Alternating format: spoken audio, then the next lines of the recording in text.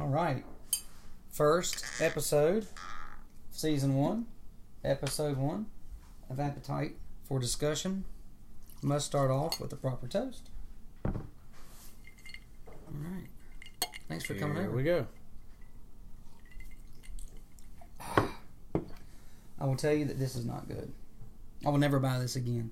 It was on sale. That doesn't look good. It's not good. We're going to put this right down here. Anything that's red, white, and blue. Hey, easy. Bourbon, No, it's not good. I'm not sure. We don't want to do that. Not You anymore. don't take it down. I mean, I might want some later, but Well, I'll just put it down here. I might knock it off or whatnot. Oh. But at any rate, so hey, thanks for coming on for the first show. First inaugural. Here we are. This is going to be good stuff. So a few things we were talking about earlier tonight that I found very interesting that I wanted to talk to you about. I wasn't going to talk about it initially, but now I figure after Why the hell not? Why the hell not? So, whatever compelled you to Snapchat with your ex-girlfriend? Oh, man. Well, I'm an idiot. I don't know. I'm not a big technology dude. Right. I'm the worst with Twitter. I'm the worst with Facebook. Right. I do enough to survive, and I've even let Twitter go. I'm not even there, and so I get a Snapchat deal, and I'm like, okay, whatever, and so I add it, and I'm like, I don't even know what the hell's going on, and so of course. And by the way, we had a lovely dinner tonight with the family and everything. Fantastic. And then the cat is out of the bag. Happy Sunday sends the Snapchat. Well, it's just a bad deal all the way around. So I had Snapchat. I'm on the damn road. I'm at Lenore Ryan for 3 days, and every freaking minute of the whole deal is planned. And I've got swamp ass like you ain't never seen. I mean, I've got swamp ass like, good God Almighty. And I used a whole bottle of green Gold Bond. Boom, boom, boom, boom. No more monkey butt? Oh, no, monkey butt's out. Green Gold Bond. I'm telling you, like, this shit will set you on fire. Like, I'm talking like, so you put that on there, do not stand in front of a fan, or you will commit suicide. Like, it's done. So what's the difference between the green and gold monkey butt? I'm sorry, Gold Bond is like normal shit, like for every other body. I guess green Gold Bond, and here's where I found it. So we're at South Iredale, and we got a good group, and all of our coaches are good buddies, and we've got this one coach, Mikey T, who's like, hey, I got this Gold Bond that you need to try, and we're getting ready to go out for pregame. I'm like, hell, I'll try anything one time, I mean, everybody do that one time. Well, hell, powder up, boom, spank it on your nuts. Well, hell, we're sitting in there, and about 2 minutes goes by, and I'm like, oh, boys. And Mikey T's all the way across the coach's office, and he's looking at me and goes, told you. And, man, it sets your fields afire. And I'm in the damn bathroom, the coach's bathroom, like splashing water. Ooh, can't get it under control. So wait a minute. So you've got it on you. You're in the bathroom splashing water on your balls. Oh, yes, sir. And I'm trying to get it off. Are coaches in there? All the coaches are in there. While you're splashing water on your balls. Oh, they're watching like through the coach's office, and I'm telling you, it's bad deal, buddy. It's bad deal. And everybody's splashing. I'm like, oh, hey. Everybody's all splashing. They're all laughing. No, I'm the only one, and they're all laughing like, oh, got him. And so it was a joke. They set you up. Well, yes, but now I've come to understand that really and truly, that is the best deal. You just got to weather the storm. You got to weather the storm for about 10 or 12 minutes.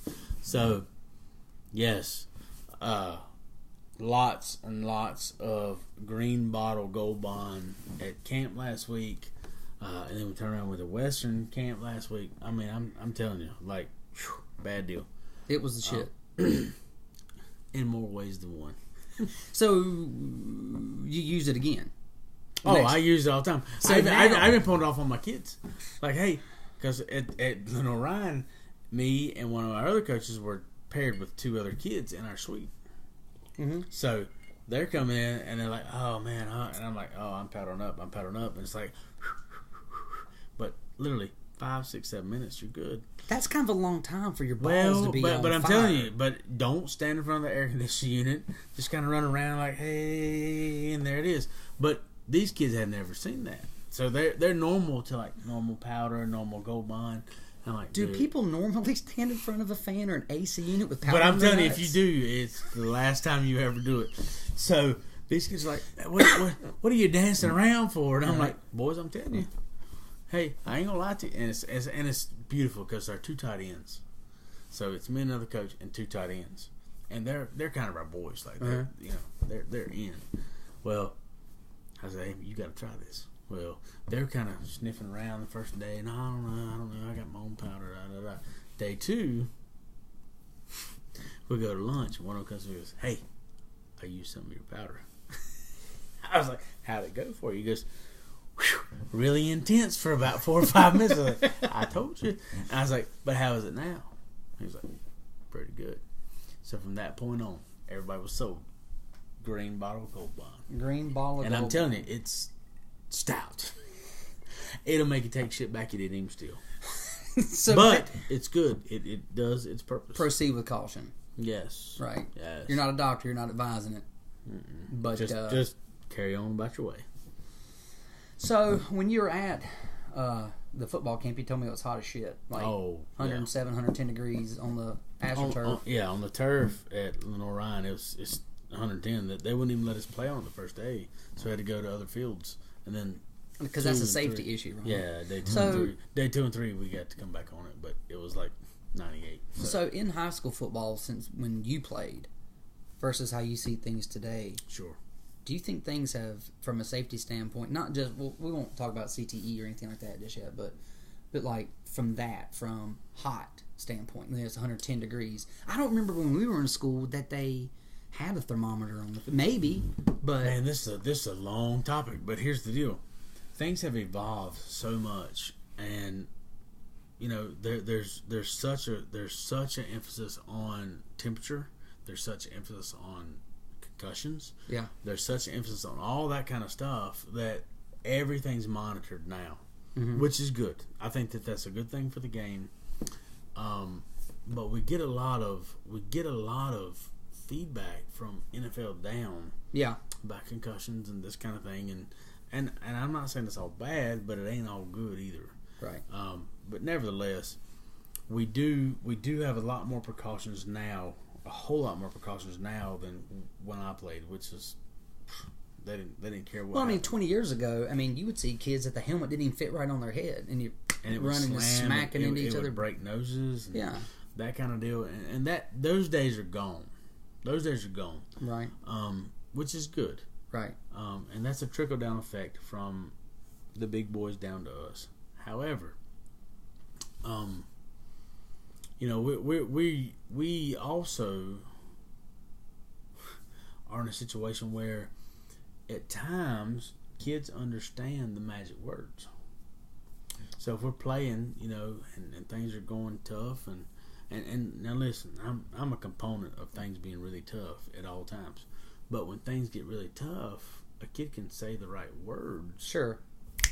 And they're out. They're out. Right. They're out indefinitely, and we don't know when we're going to get them back. And well, would you say more times than not though?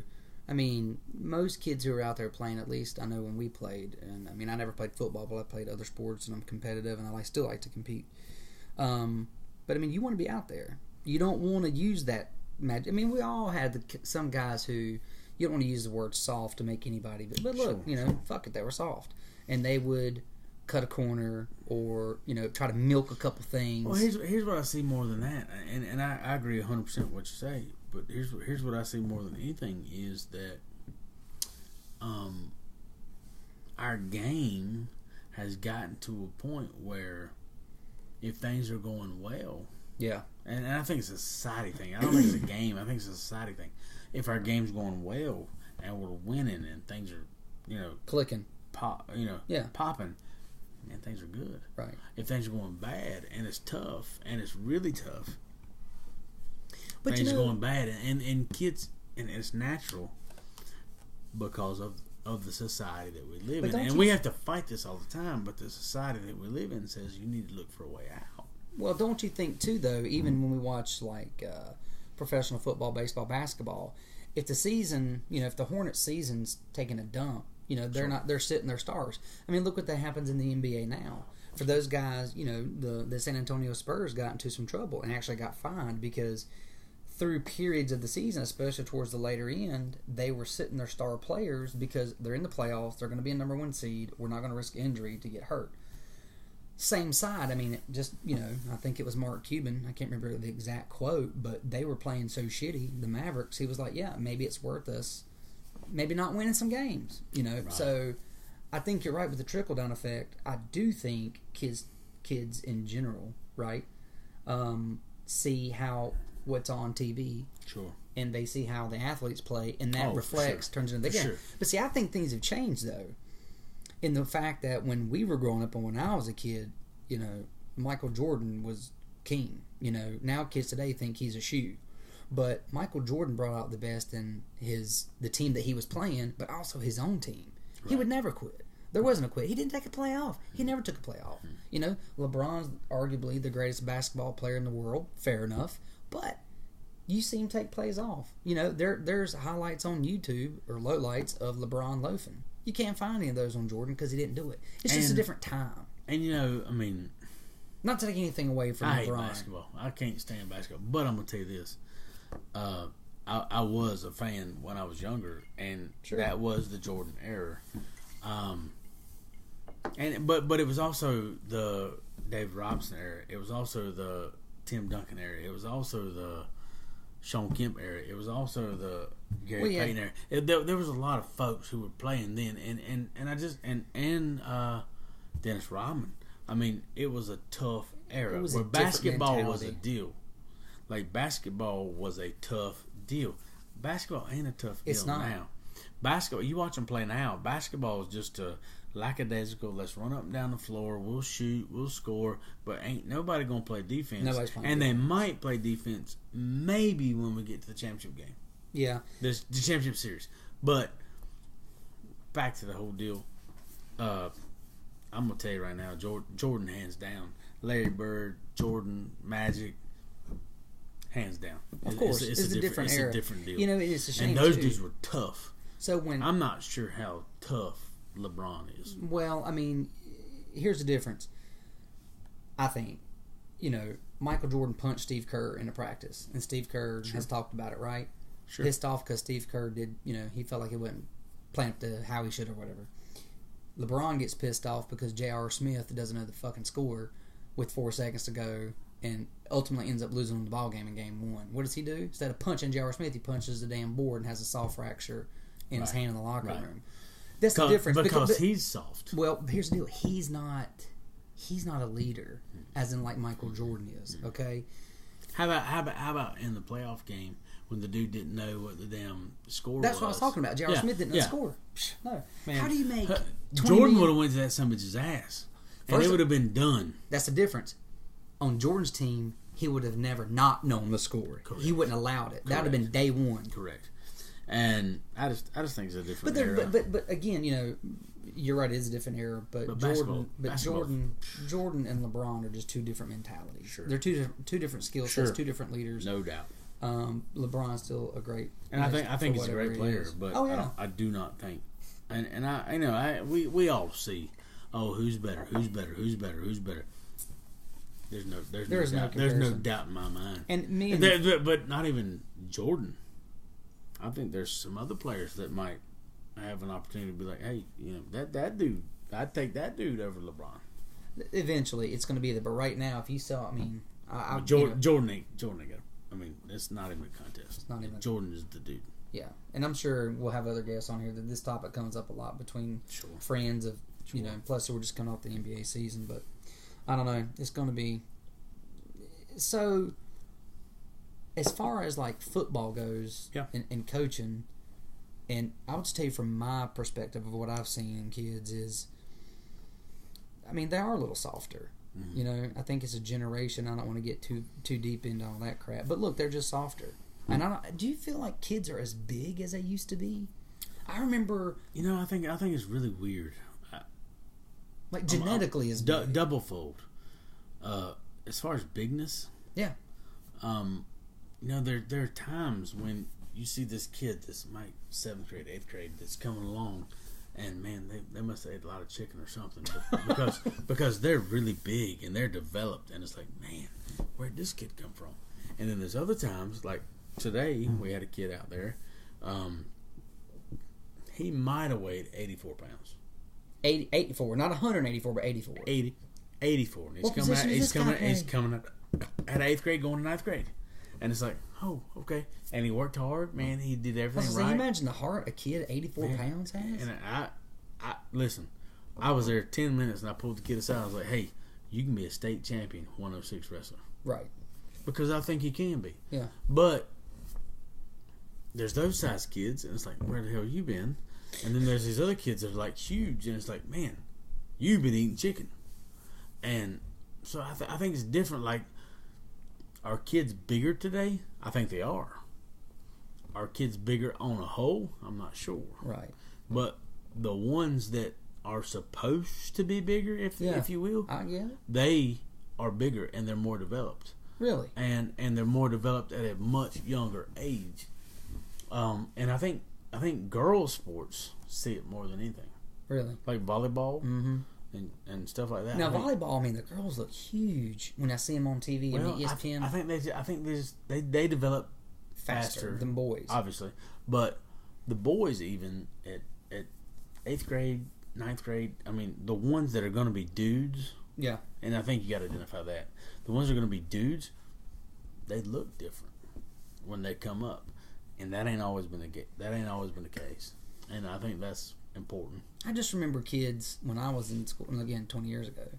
Your offensive lineman was a big guy. Your defensive lineman was a huge guy. Your linebackers were big. Well, see, here's the deal. We just went to a camp last week, and we roll into camp, and it's an O-line, D-line camp, so everybody's lineman. And it's anywhere from 8th grade to seniors. Yeah. And we roll in there, and the amount of dudes who have full beards is like, hey, dude, I mean, whoa, what the hell's going on around here, you know? Right. And they're big dudes, and they're developed, and it's like, okay.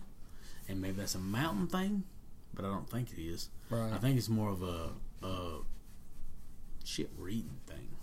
Well, that's a whole nother. Pardon my French. No, that's a whole nother topic. I think it's we a can get shit into. reading thing. I mean, look, there's a ton of studies out there that show that, if you read the book called Wheat Belly and how our grandfathers and great-grandfathers and mothers cooked and ate, they grew their own wheat, stuff like that. It's different. It's processed different. There's crossbreed, germination things that are just different. Right. I mean, back in the good old days, we didn't see celiac disease and we didn't see ulcerative colitis and all that sort of stuff. But I think there is definitely a correlation between what we eat and the rise of, like, autoimmune disorders. And stuff that sure. people go through. So there's no way there has to be. I think it's even deeper. I think there's a correlation between look at how people peanut allergies. Yeah, what the fuck is that? Hell, when you and I were going to school, there was no peanut allergy. Everybody ate peanut butter. Right, nobody had a damn peanut allergy. Now at the old daycare, everybody's got a peanut allergy. At the daycare the kids used to go to, where your kid still goes, I asked them about peanut because we were afraid Sully had a peanut allergy. And even one deeper, bee allergies. Well, I don't know about the bee allergies so much, but for sure. No, because back in the day, nobody had a damn EpiPen. Nobody had an EpiPen. Nobody had EpiPen. No. Nobody you went to school had EpiPen. Nobody I went to school had EpiPen. Everybody, rarely bees, did I ever. Damn it, we got stung, and here we go, and it's going to be all right. But now. Sometimes there were kids who had inhalers. Very rare was there an inhaler. There was asthma. Well, sure, but even that has increased.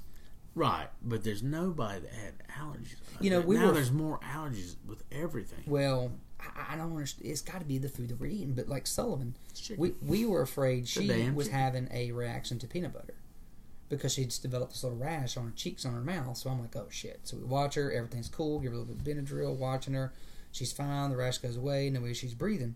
So, the first time you're exposed to something, that's not when you have your allergic reaction.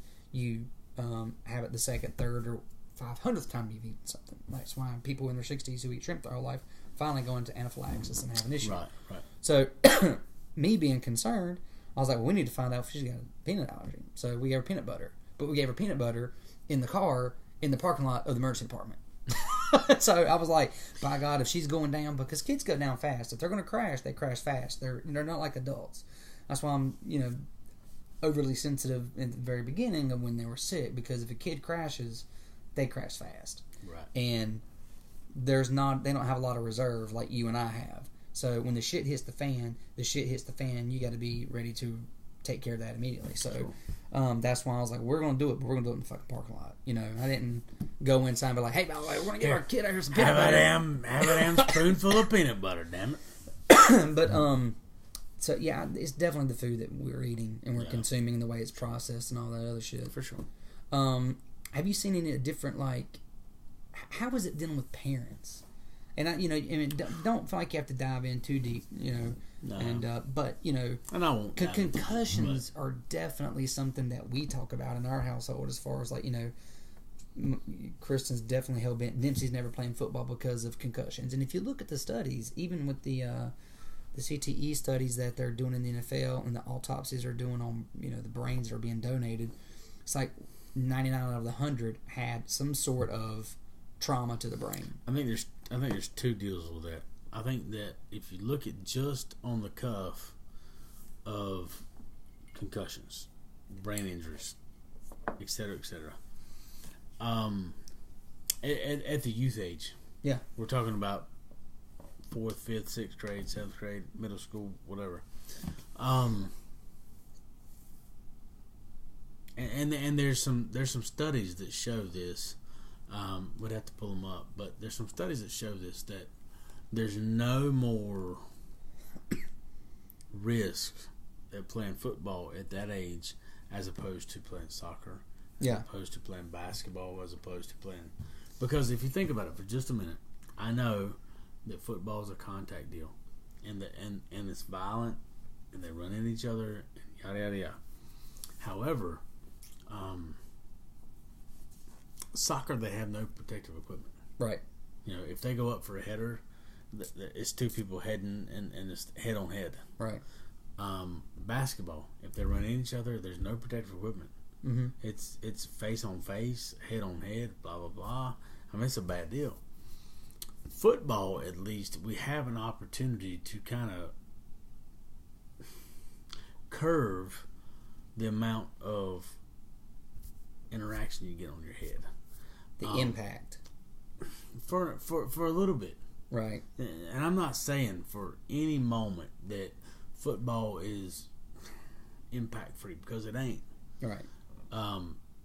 So that's the first deal, is understanding for parents that this is no more dangerous than your soccer young man over there playing, your volleyball young lady over there playing, your cheerleading cheerleading is really dangerous. So it's interesting that you say it, because I was having this discussion probably about 6-8 months ago with someone, and they actually sent me an article, and it's just like anything, right? If you want to talk about global warming, it depends on what resource you want to look to skew the data your way, right? Who's the source? So, and this was a lot reliable source. I want to say it was even like high school something. I don't remember, but anyway, so it showed that high school concussions for football players in general were at a much higher risk, because it used to be cheerleading was your highest serious injury, including concussions, broken bones, blah blah blah.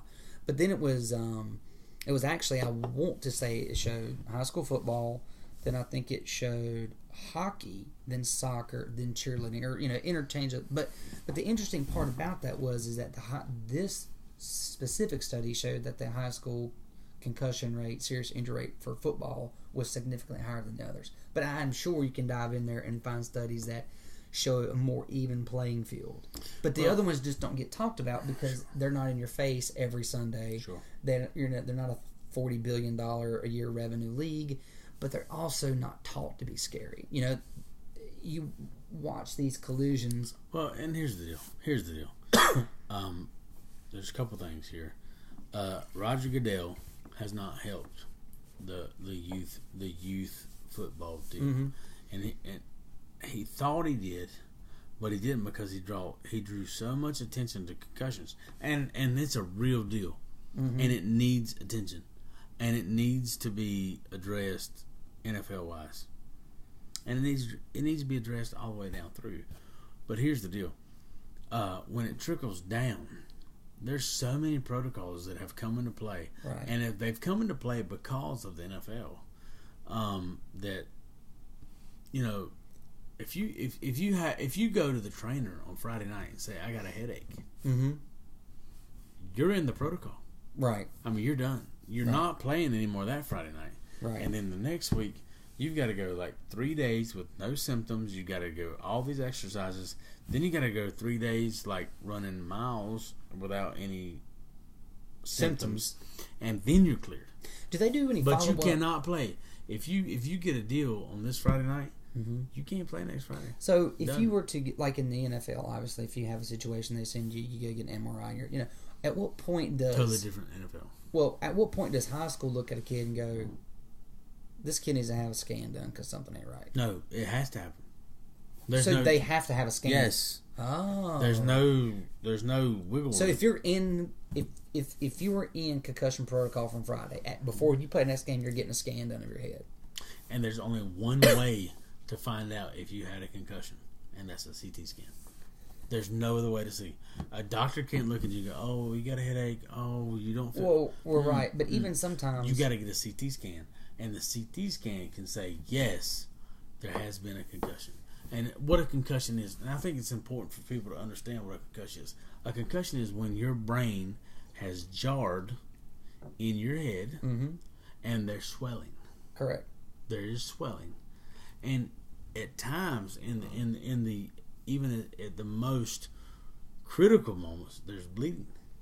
Well, if there's bleeding, then we went into a whole nother realm. There's a whole nother issue. If you got a subdural bleed, the only way to see that is a CT scan. Correct. However, as you know, if you go to the emergency department or you go somewhere to have a scan and you told someone that you had a head injury and that you have had a headache and that you have been that's nauseated, my biggest problem.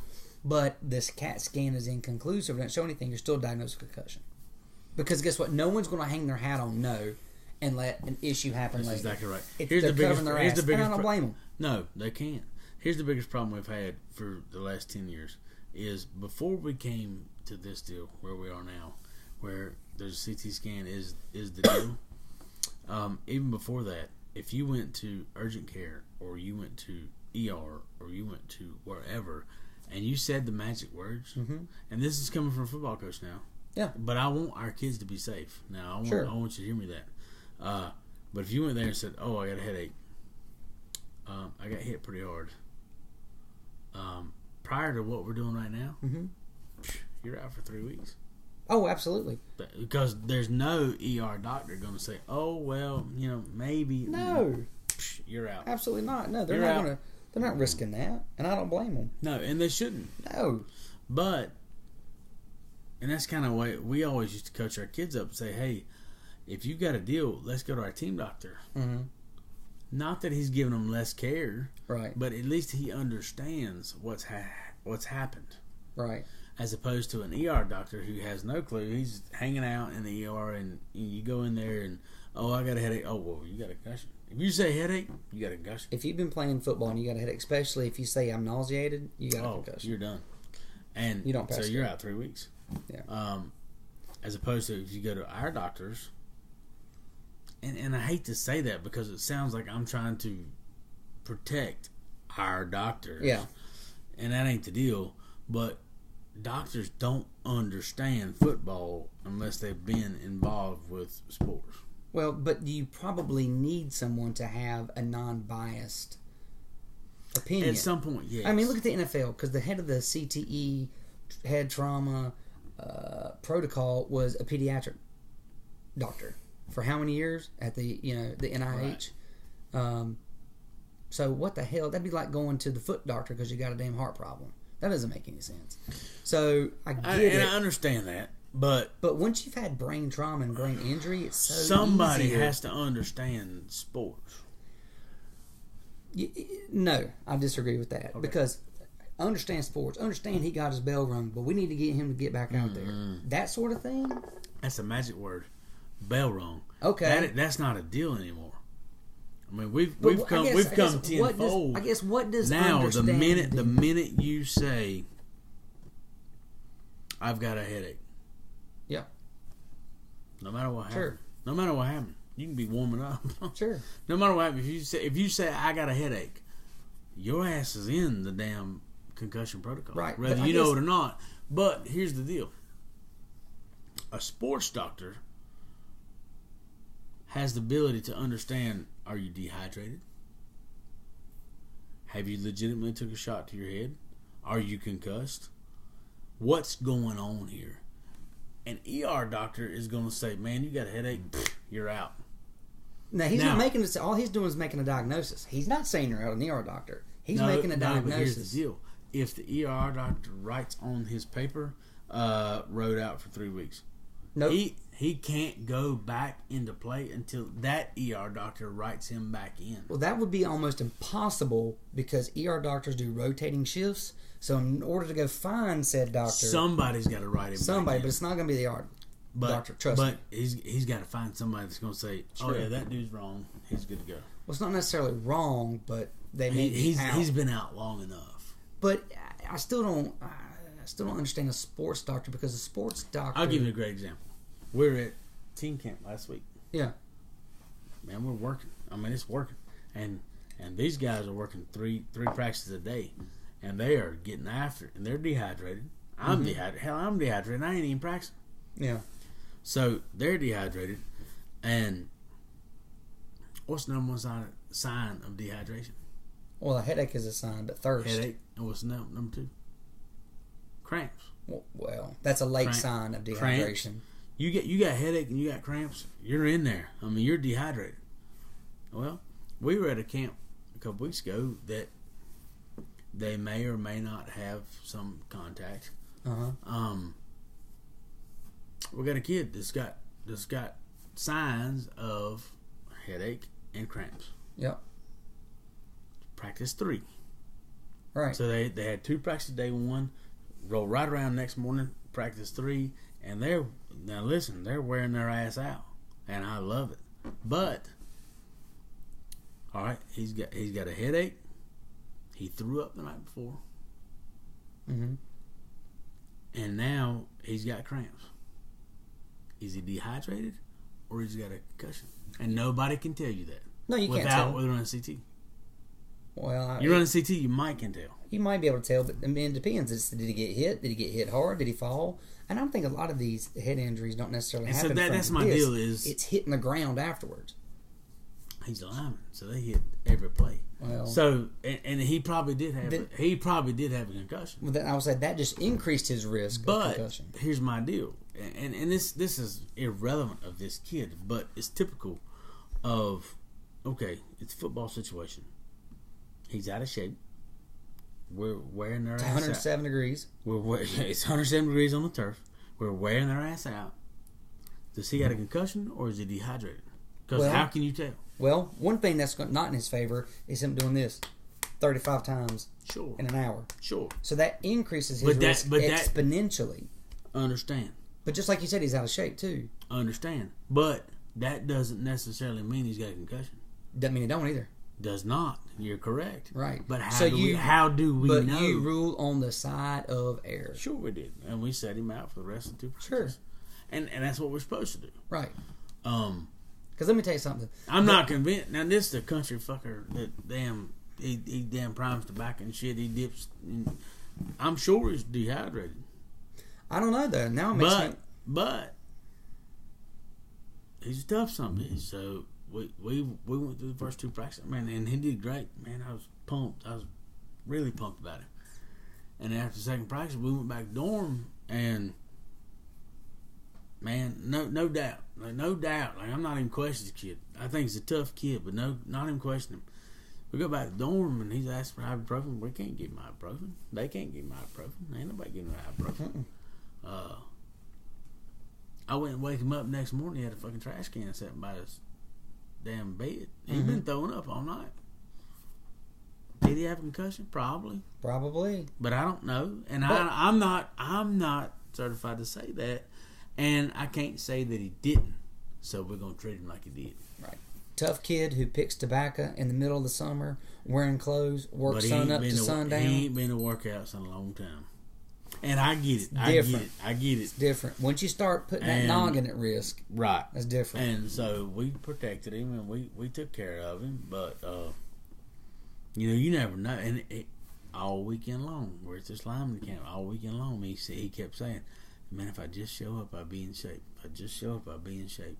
If I just show up, I'll be in shape." Well, and was he in shape? No. Well, who the hell is in shape? It's summer. It's school's out. Hell, they played football. But 6 months. That joker battled. I mean, that second practice, that joker he went toe to toe. So now, when you guys aren't playing football, or when you're not coaching football, sure. I mean, you have to have something that you do to have some sort of release. And I know you do a lot of fishing. We do. We fish a lot. We cook a lot. We like to cook. We like to fish. I mean, that's kind of what we do. So now you were telling me, and I don't remember the stories, a few weeks ago. What was it that you did to where you almost knocked yourself out? Oh, God bless.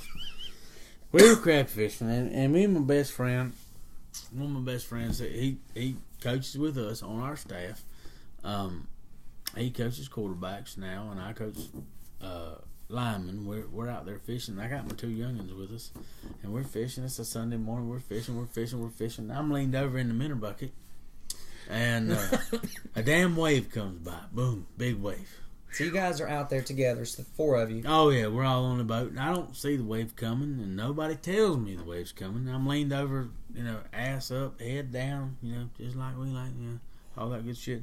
And I'm digging in the damn minnow bucket, and wave hits. Boom. Man, I'm talking about ass over tea kettle. Boom, bam, bam. Skin my damn head up. Minnow bucket goes all over the damn floor of the boat. It was a damn big deal. So you're out there. It was a good deal. So you actually cut your forehead? Oh yeah. Oh hell yeah. Right there. Boom. Wish you could have seen it. But you go fishing out there sometimes by yourself. Oh yeah. A lot of actually. Whole bunch, yeah. So the likelihood of you being out there in the same possible scenario and you knocking yourself the fuck out is pretty good. Well, no, it ain't pretty good now. Well, now since that point in time, I've kind of took a little heed. Now I've kind of hold the side of the boat, make sure we're all good. Checking both. It ain't near as like wham yeah. Wow. This is a big deal. I mean, this was a good one. This was a good one. This was a good one. Like if you could have been witnessing this, you'd be like, "Oh shit, this is good." So now on a typical day, I mean, do you go fishing in the morning or at night? Well, most of the time, shit. Sometimes morning, but lots of times it's at night, like 10 o'clock at night. So we'll go at night when there ain't so many riders on the water. And if you don't have to battle all the riders, you can fish a little better. Your daddy was telling me the other day that he was actually going fishing at dark and was going to fish till the sun come up. That's right.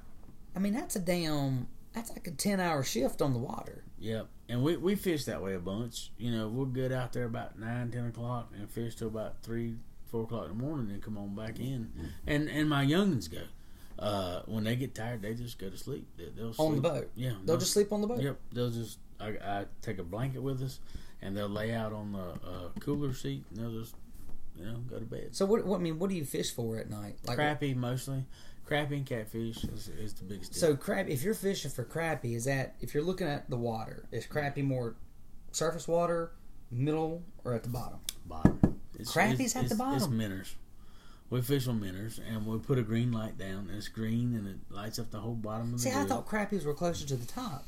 But I guess and that's the deal. If we got 6 rods out, we'll bury them. Till we find them, and when we find them, we'll all put them there. So now, when your dad was burying Christmas trees and everybody else was burying Christmas trees out in the lake years ago, I guess that makes sense because the Christmas trees are going to sink to the bottom because they put weights on them. Crappies are going to go in there, and they're going to fish deep. Yep, still doing that. I guess that makes sense. But crappies typically aren't very big, right? Well, I got a couple pictures on my phone. 16-inch crappies. Well, hell, the North Carolina state record ain't but about 17.5. Really? So it ain't that we're beating down state records, but right. They're big damn crappies. I mean, a 16-inch crappie will fillet out, and it'll look like a damn flounder when you. Are you serious? Yeah, it's a big deal. And I'm gonna tell you right now, people don't believe this at all, but crappie are the delicacy of the lake. You're shitting me. If you're gonna eat something, Crappy. that's the deal. Yes, sir. See, yes, I don't. sir. I'm telling you. Is that what you do mostly with your fish fries? Is crappy? Mm-hmm. See, I don't eat. I don't fish. And I don't. You know that we went on the pontoon with my father-in-law had a pontoon rental out there all day long. I didn't put a rod in the water. I didn't even pick a rod up. I sat on the back. What the hell's wrong with you? Look, I sat on the back. I drank beer. I listened to great music. Had a good time. But guess what? I don't want to get my fucking hands in that bucket. I don't want to get my hands dirty. All this shit. Jesus you're Christ. casting. You're throwing. For Seriously? me, well, my 8-year-old do that. That's great. He can do it for me. But guess what happens? The damn rod reel gets all up in a fucking rat's nest, and I can't do anything. I spend an hour over here trying to dig in this damn thing. I hook a tree. I've caught more trees than I've ever caught fish. So you know what I'll do? I'll go ride with you. You catch the fish. I'll ride. I'll hang out. I'll have some beers. That's like my buddy. He wasn't a big fisherman either, but he started going with us. Yeah. And in the spring, when they were in the spawn, the crappies were in spawn, we started catching some, and now he's hooked. He's ready to go. I mean, he's ready to go anytime. He was asking me 2 days ago, when can we go fishing? When can we go fishing? I'm going to go grab me another. Hey, tell the folks at home where the best crappie hole is that you found. I can't tell them that right. now.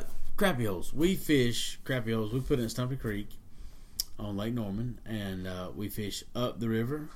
We fish down the river. We fish at State Park a little bit. Kind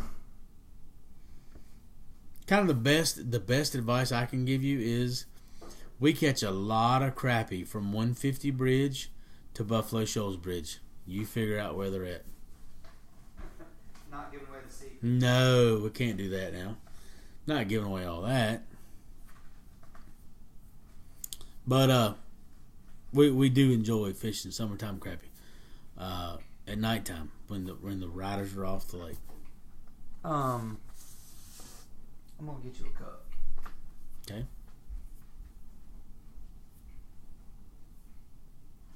And I work with a lot of great men that fish a bunch, and we fish together a whole bunch, and so.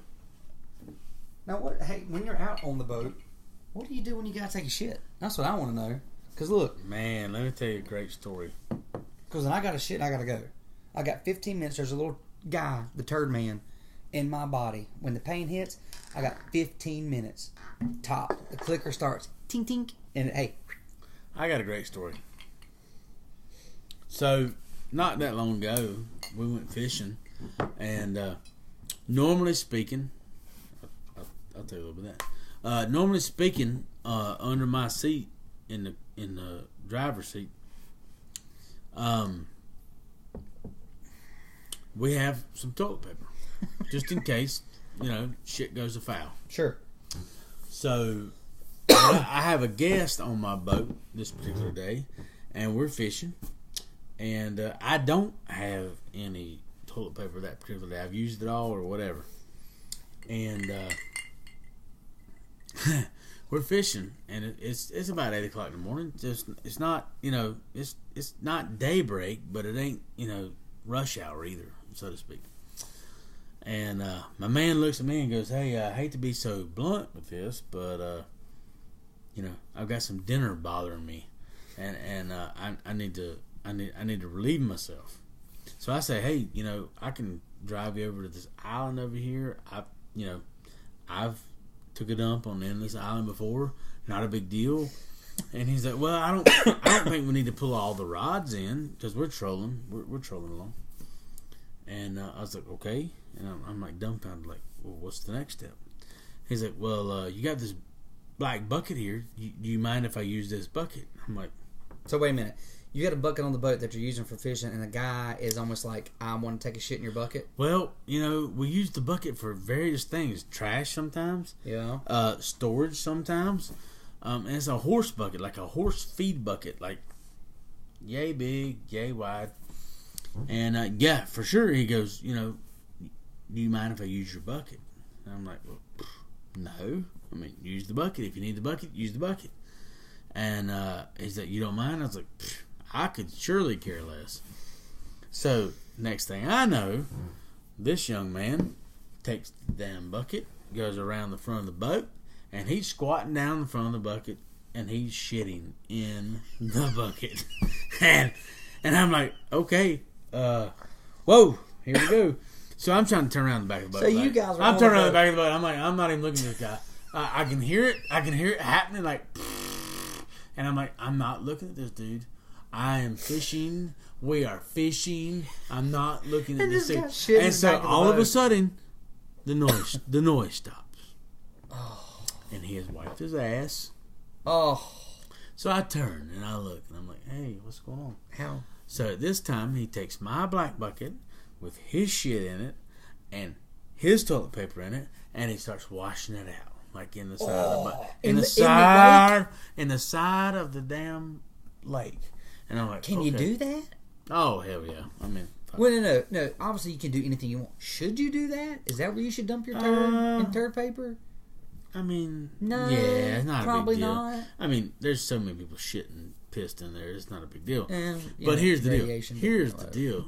Oh, mercury. Yeah, that's a big deal. They ain't got shit to do with it. They ain't got shit to do with how much you shit in it. But here's the deal. That's the least of your worries. Right. Shitting and pissing is not your problem.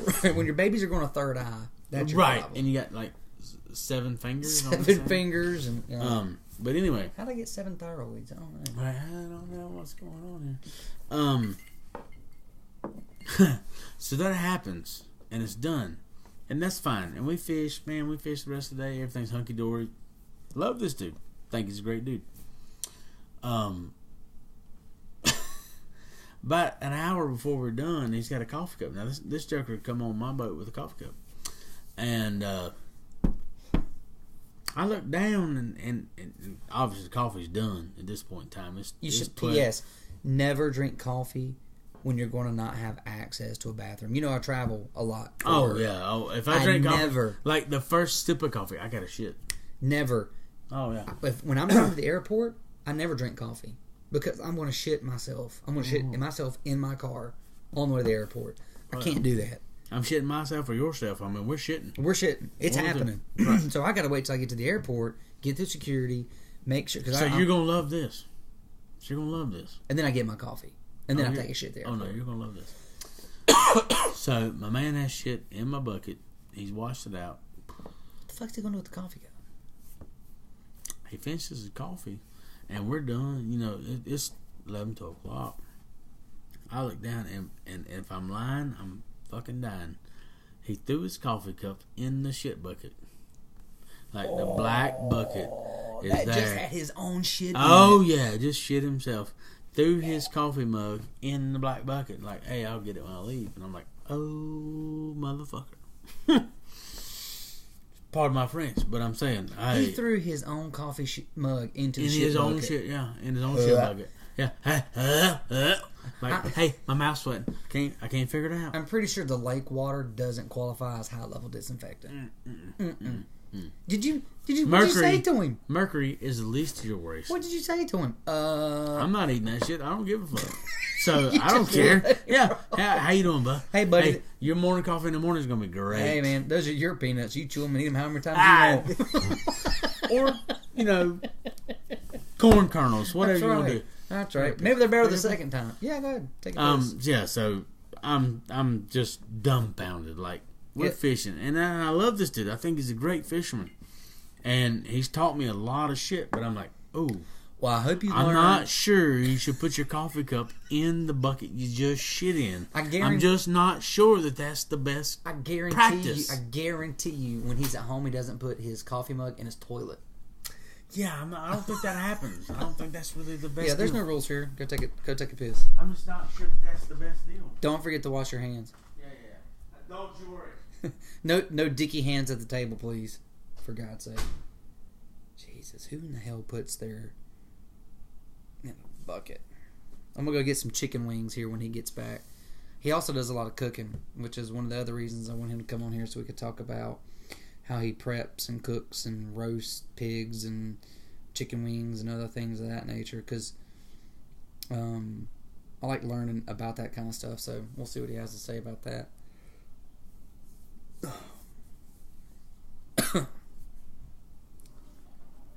Who puts their coffee mug in a shit bucket?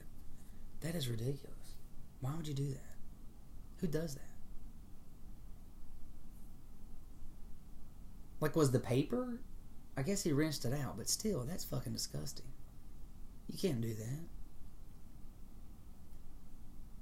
Why would you do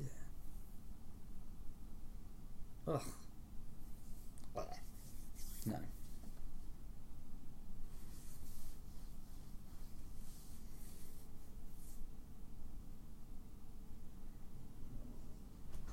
He's gonna enjoy these wings. So you were saying you like to cook too, and I know you bought this really, really, really nice smoker or cooker. Actually, Yeah, it's don't cooker. tell my wife. That you like to cook. Oh, don't remind her that you bought the cooker. Don't remind her that I bought the baby cooker. Well, I do like to cook. It's only sitting there in the backyard for her to see. Yeah. So No offense. I do like to cook, and I really enjoy cooking, and I did buy this to kind of do some catering stuff, but that hasn't happened. However, we've had numerous events at our house where we've been able to use this cooker, and it's been very advantageous for us. And you know, just FYI, it was a great tax write-off. I mean, well, yeah, I mean, for the catering business for sure. But here's the interesting thing. I mean, you've had gastric bypass surgery. Yep. Right? Mm-hmm. So even though you have had the surgery, you like to cook, but how are you able to enjoy what you cook? You know, it's really weird. It is weird because I love to fucking eat. I'm a little guy. No, but it's really weird because here's the deal. I love to eat.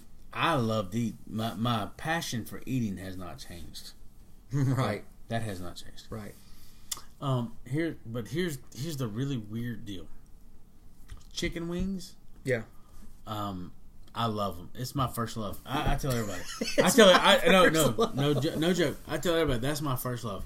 My first love was chicken wings, and when I was in high school as a sophomore and a junior, my offensive line coach, defensive line coach used to take us to Joe Pfeiffer's, and we'd eat 25 at a sitting. And man, I loved them, and that has not changed. I love chicken wings.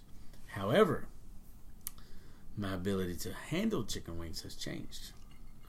I can eat 1, 2, or 3. Yeah. I can eat whatever I want, how many I want, but I'm gonna throw them up, and it's gonna throw up. But it's even deeper than that. It's deeper than that. The love for them is deeper than that? No. Of course, I love chicken wings. I mean, it's like I'm gonna do this no matter what. So even though you know that you're going to get sick, you'll still eat some chicken wings. Oh, you damn right. So even if I can dredge them in ranch and eat this shit. I mean, we're going to eat some chicken wings that you cooked up tonight because. Oh yeah, 2 or 3 wings in, I'm throwing up. But I'm gonna be honest with you. But I always tell myself it's worth it because I really like the fucking taste of chicken wings. Really? Yes. But it's deeper than that. Cooking. We're talking about cooking now. Cooking. So, my favorite thing to cook is barbecue. I love to cook barbecue, and I really can't eat barbecue. Right. I love it. I have a passion for it, and I think I do a good job of it.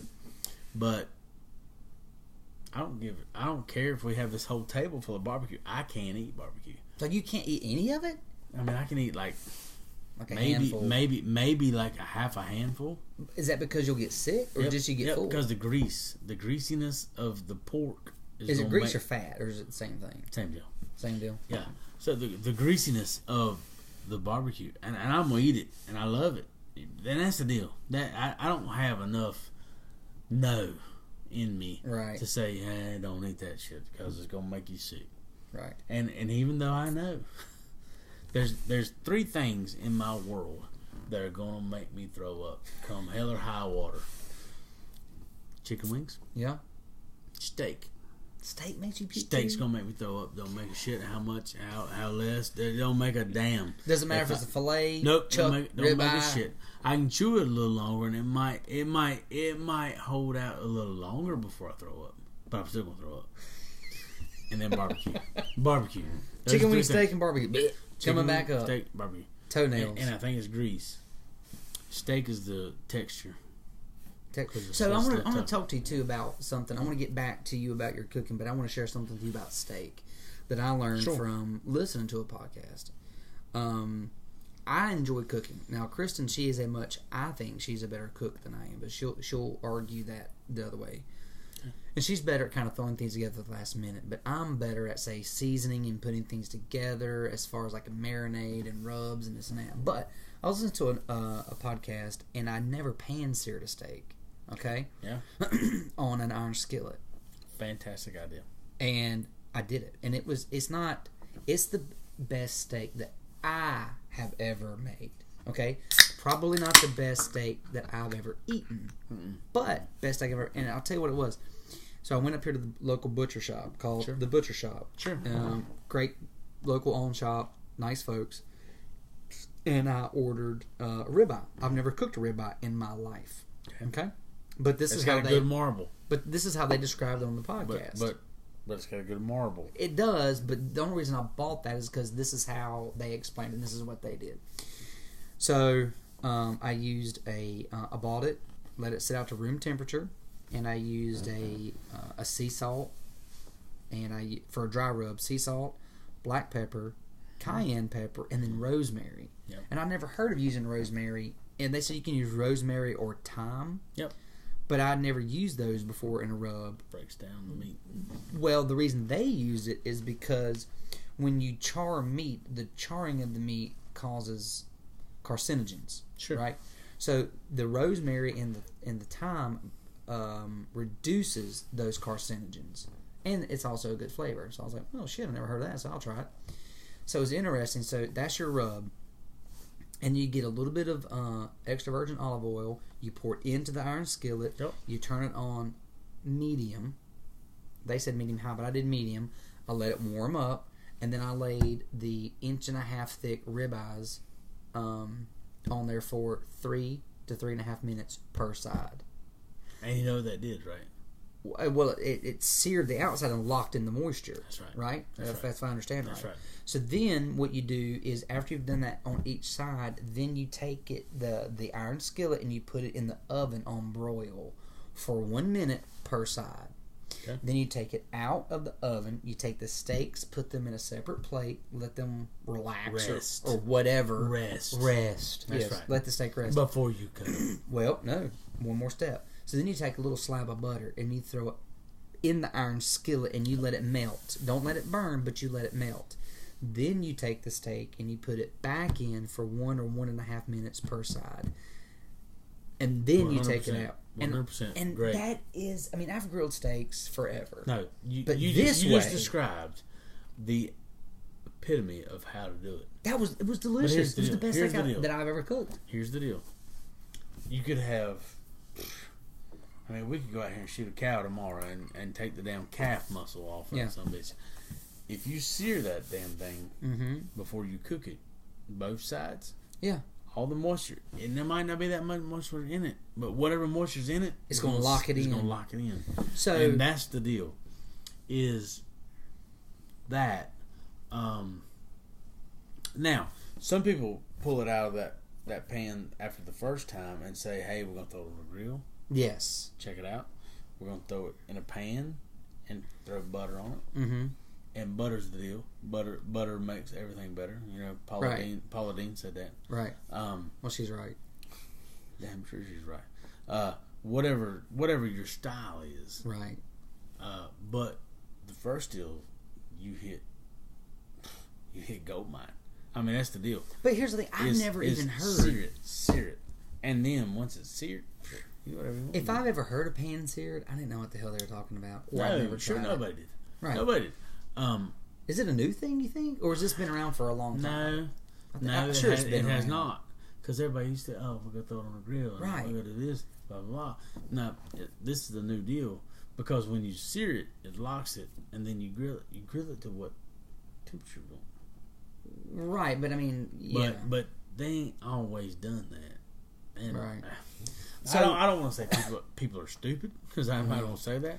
But this is a new way of thinking. I will tell you it's an art form because I tried it a second time with a slightly thinner cut of ribeye, and they were a little too done. The first time I did, it's almost like the first time you do anything, it's magic, right? You're like, everything is perfect. To the fact that even Kristen was like, 4 times during our dinner, she was like, honey, you did a really good job on these steaks. And she uses steak sauce or anything. I mean, we can go to Capitol Grill, we can go to Ruth's Chris, we can go to wherever. She's putting steak sauce. But she did not use steak sauce that night. And she was like, this is it. That's what I'm saying. And I don't eat fat. I don't eat fat on steak. Never, ever, ever. I don't eat fat. You and my son need to hang out. I do not eat it. But I will tell you this. I ate every bit of fat on that damn ribeye that night. And I was like, my God, what have I been missing? But again, I think it was... My wife is a beautiful lady, but she introduced me to Tiger Deal. Who? Tiger Deal sauce. Tiger Deal. Is a... it's sour cream mixed with dill. Yeah. And it's for steaks. And Outback serves it. Yeah. It's a white. Yeah, I know exactly what you're talking about. And it's like, it's got horseradish in it. But you don't marinate or put it on there to cook it. It's after. It's after the deal. So you know how to make it homemade. Oh, yeah. So how do you make it homemade? It's sour cream, horseradish, and a little bit of dill. Yeah. You mix together. it up. It's kind of, but that's the horseradish, right? Making it that. Yeah, but there's no steak sauce deal. Yeah. And that stuff is like crack cocaine. I mean, it's good. I mean, it's really good. So that's kind of the fun thing about having, like, a podcast. And I think you could put that on there before you cooked it, but people don't do that. Yeah, people don't do that. You could try it. Tell me what but see, so here's the thing. So just even by us having this podcast tonight, I've learned something different. What I've learned, especially for this right here, is how to make that sauce. Oh, right? It's and I want to try it. So, you gotta try it. So by me listening to podcasts, I've learned a lot. It's opened my mind up to different things and different ideas, which I think is great. And I think it's good for everybody. And another reason of doing this is because people don't have conversations anymore. No. I mean, how many people look at the generation I think it's today? Beautiful. I think it's beautiful that the high school kids we deal with. Yeah. And he or she's got a girlfriend. He or she blah blah blah. But they don't talk. They don't talk. No. People don't talk anymore. They'll sit across the table from each other and text each other.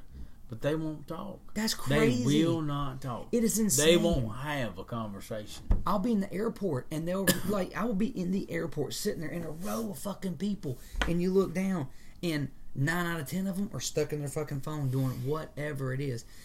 Anywhere you go, I love anymore. my wife, but she looks at her phone more than 85% of people. You know what? Kristen looks at her phone. But here's the deal. But I look at my phone. I do. We're addicted to the little machines. They're addicted. I do. And one thing that we've done is we keep phones as much as possible away from Tim and Sully. They don't touch them. They're not allowed to have them. Good for you. No. Good for you. But now the grandparents, they may let them touch the phones. Our kids can't. I'm not shitting you. The minute that Gunnar wakes up in the morning, he's looking for a phone. No. I'm talking about like, hey, beat my elbow on somebody's ass cheek. Hey, where's the phone? Now, it's like that fast. Now, I will tell you this. Our kids are addicted, more so Demp than Sully, but they're addicted to the TV. They're addicted to buzz. Or, is it, but is it not? Maybe it's too much screen time. I don't know. I'm just trying not to raise assholes. I'm really not. But back to the point is, people don't talk anymore. No. They don't have conversations. There's too many people on the fucking That's machines. the number one problem in the United States today is communication. Exactly. People don't communicate. So here's the deal. We can have this podcast tonight. We can talk about cooking. We can talk about fishing. We can talk about coaching. We're going to have some chicken wings that you made earlier. But we're having a conversation. You're going to learn something. I'm going to learn something. Sure. There may not be a single fucking person that listens to this channel, that listens to Appetite for Discussion podcast or whatever. And I really don't give a shit. That's not what this is about. If they do, great.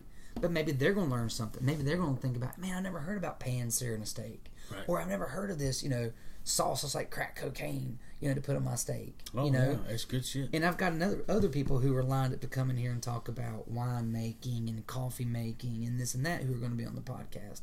It's just about learning. Yeah. It's about having a conversation and having a dialogue. Something else I think is an art form that's being lost is handwriting and writing. Yeah. Not something that I'm very passionate about, but, could I leave... I have a journal. It's not for me. but I write a journal. Not every day, not even every month, but every now and then I do a journal entry. I got a little book I keep with me. But it's the Dempsey and Sullivan, right? It's me. It's my writing. It's my thoughts on paper. You know? Can they read it? Can they read it? I think they're going to be able to read about 80% of it. You know? So, but people don't understand or don't appreciate, the younger generation and kids, the importance of writing, say, a handwritten letter to someone, or a handwritten note, or a thank you card. Ain't no doubt. You know, it's a fucking text, right? Or they'll send an email, if that. Or a voice text. Or a voice text. We're even to that point where it's like, I can just tell them what I want them to say and it'll do it. Yeah, which is bullshit. Well, I voice text you today because I had my eyes dilated. Have you ever had your fucking eyes dilated, by the way? No. Dude, they told me that you're not going to be able to, your near vision is going to be wiped out. And I was like, yeah, what the fuck ever. I could not fucking see the letters on the fucking phone. Jason, I was driving. I'll show you the picture. I don't know where my phone's at. But I had the old granny blue blockers on, driving in traffic. I couldn't see the clock. I couldn't tell you what time it was. Damn. I could barely... How I knew that I was voice texting you was because I had my Bluetooth in, and I hit the button until I heard the beep. So then, that's when I could voice text you, and then I had my hand down here until I could hit the button to where I heard the beep, that it was over again. It was like that for probably an hour and a half. I couldn't see shit. I went up here to the Register of Deeds and had to fill out paperwork, and I told the lady, I was like, the lights are really bright in here, and sorry, my eyes are dilated. Hey, ma'am. Hey, ma'am. Excuse me here. I know what's going on here. Can you put my hand where I need to sign? Man, just like your grandma. Just about. Jesus Christ. But I couldn't see shit. And I'm like, how do they let people fucking drive like this?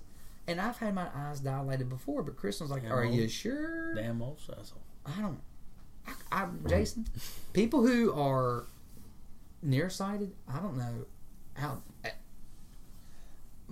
These little T-Rex gator arms weren't long enough for me to see shit. I'd have had to sit in the fucking trunk to see the damn speedometer. And it's still been fuzzy. But anywho, so, no. But hopefully people, if they do listen in or whatever, but they'll learn stuff. And maybe people will pick things up and there'll be a dialect between people and they'll have a conversation. Kristen and I try to do a good job, but sometimes we're not very good at bringing our phones or leaving our phones away from the table or sitting at, having dinner and having our phones. But we got to get away from the fucking machines, man. We got to get away. For sure. We got to get away. And I'm telling you right now, our kids are older than yours. Yeah. And when they wake up, the minute they wake up, it's where's it at? Where's it at? Where's it at? Where's it at? But your kids still play outside. See, there's a lot of kids that don't play outside. Somewhat. They do. And I'm not, degrading them, but they do. But so how Paxton's 8, right? He's gonna be 9. He's gonna be 9 in September. So is he wanting a cell phone for himself yet? He's already got one. His own personal cell phone that rings. He can call people. He's got a. It's an iPod, right? He's got an iPod, right? But he can FaceTime people.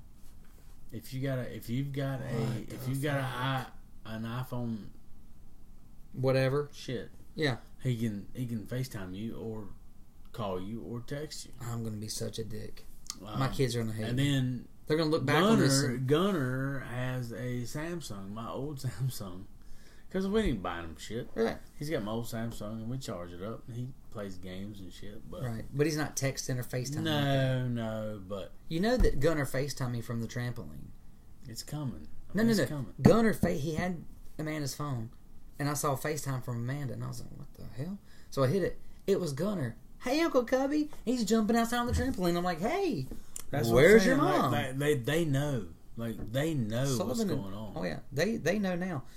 At Christmas, dude, they were 14 months old. They knew before the commercial was coming up that it was time to fast forward. They would go, and they would do this with their little thumb, knowing it was time to fast forward. Through a damn commercial. But anyway, so yeah, I want to do our absolute best not to get them to mess with our phones and to mess with iPads in the future. It's an uphill battle. It's a struggle. But I'm a stubborn son of a bitch. I know you are. But I don't know that it's a battle that you want to fight. I mean, it is. I think it might be a battle you want to embrace. and figure out how can you embrace this to help you, and figure out, hey, technology is good. It is good. But how can we use this as a help and not a hindrance? Sure, but that's a fine line. It's a fine so line. much. But so many people use the phone or the tablets as a babysitter for the kids, right? And I think that's where people fall. But I don't know that. I don't know if that's the deal. I think you're right, 100% right. Yeah. But I don't think that what you're talking about with like, hey, they're looking at this, looking at that, and they see this. I don't know that that's the deal. What do you think it is? I think it's tablets. Yeah. I think it's old phones like mine. Mm-hmm. I think it's iPods, young. I think it's anything that they can put in front of their face. Yeah, but don't you think that goes back to the parent though? Like it's really up to you, right? A little bit. I do, but I think the parent has to control how much time they That's have what I'm saying. with that. Ultimately, it's you against them. It's you against the monsters. Chris and I have always been like, look, it's me and you. We're a united front. We're against them. They're the enemy. I mean, obviously we love them, we do whatever. But but they will wear you down. They will beat you down. And there are days where I'm going to win the war, but it's not. I'm gonna lose this battle. Okay, I'm willing to lose this battle here, but ultimately, I'm gonna win this war. It's just like with those damn pacifiers. That's right. I'm gonna win that fucking war, and that war's coming. And I may have to send You ain't Kristen. got there yet? If it were up to me, they'd have been gone 10 months ago. I am what I asked. No, they still got them. Only at night. They sleep with them. Okay, but I may have to send Kristen to the beach for 4 days, and I may have to sit up and drink Red Bull and coffee and scotch. But by God, we're getting rid of them fucking passies. That's okay. That's all right. Yeah, it's gonna happen. So when I wake up Sully and Dimp in the morning, and we get them out of the bed, and we're carrying them, and Dimp, man, he knows. He pops up. I'm like, passy out. I mean, he throws that some bitch like Nolan Ryan. Throws it. Sully, she curls up on Daddy, and she's like, like, damn it. You know what? Get rid of this thing. All right. She, she doesn't want to, and she will scream like Celine fucking Dion. And, who wants that at 6:04? Right. So I'm going to lose that battle. But when we go in there, and when it's time to come downstairs, the passies go out. They both know it. Passies out. They walk into their cribs. They stick the little, tails of the crib hand through there and drop them. We pick them up. It's Dimp's job to turn the light out. Sully's job to open the door. We come downstairs. We do the shoes. We do the socks. And when I look at them, I say, all right, let's go. Tell them bye. Turn the TV off. They pop off that thing like we're running the fucking Carowinds. They run to the door and they're just beating over there. But there's no passies. They know. So we're getting rid of them fucking passies. You'll get there. I'll do it tomorrow. I'll go 3 days with no fucking sleep. I'm telling you, I'm going to have to send her to the beach. She's going to have to go because she's not going to be able to handle it. She thinks I'm a softie. See, she's better at the battle. I'm better at the war when it comes to those things. She's definitely better at some of the battles, but I fucked up. She went on a bachelorette party in April. I hadn't kissed for about 4 days. That's when I should have took them and threw them in the fucking dumpster. Yeah. No, it was. Nope. Because she'd have come home and she'd be like, where are the passies? Passies are gone. No, we don't know where they're. Don't know where they are. They're gone. And guess what? We ain't got to worry about it. No more. That's right. No more. No more passies. You're right. That was your shot to be out. I know. You know what I did? I shit the bed. I totally shit the bed. It happens. It happens. See, if I'd have been smart, that's what I'd have done. But I wasn't thinking ahead. I fucked up. So, people who are listening, when your wife goes out of town and you got the kid and there's a passive battle, advantage. You throw that son of a bitch in the lake. Splash. But now, I will say... So, let's talk about teacher shouters for a minute. Okay, yeah. We're in the middle of a North Carolina deal, and they just rejected another deal. So there's a $1.9 billion bill rejected 2 days ago. What was that about? Well, I don't know. I don't know if it's a Democrat or Republican House deal. I don't know that deal because I haven't researched it enough. But I do know that, originally teachers went down, they marched. Yeah. Things went well. Come back, Cooper recommended this. It got shot down. He recommended this again. It got shot down again. I'm not sure exactly where they're at right now, but here's the deal that really, kind of gets in my crawl a little bit. I'm 12 years in. Yeah. So I've got 18 years left. Yeah. Well, 18 years you've left. got 18 years left. I've got a solid 28 left. And I'm older than you.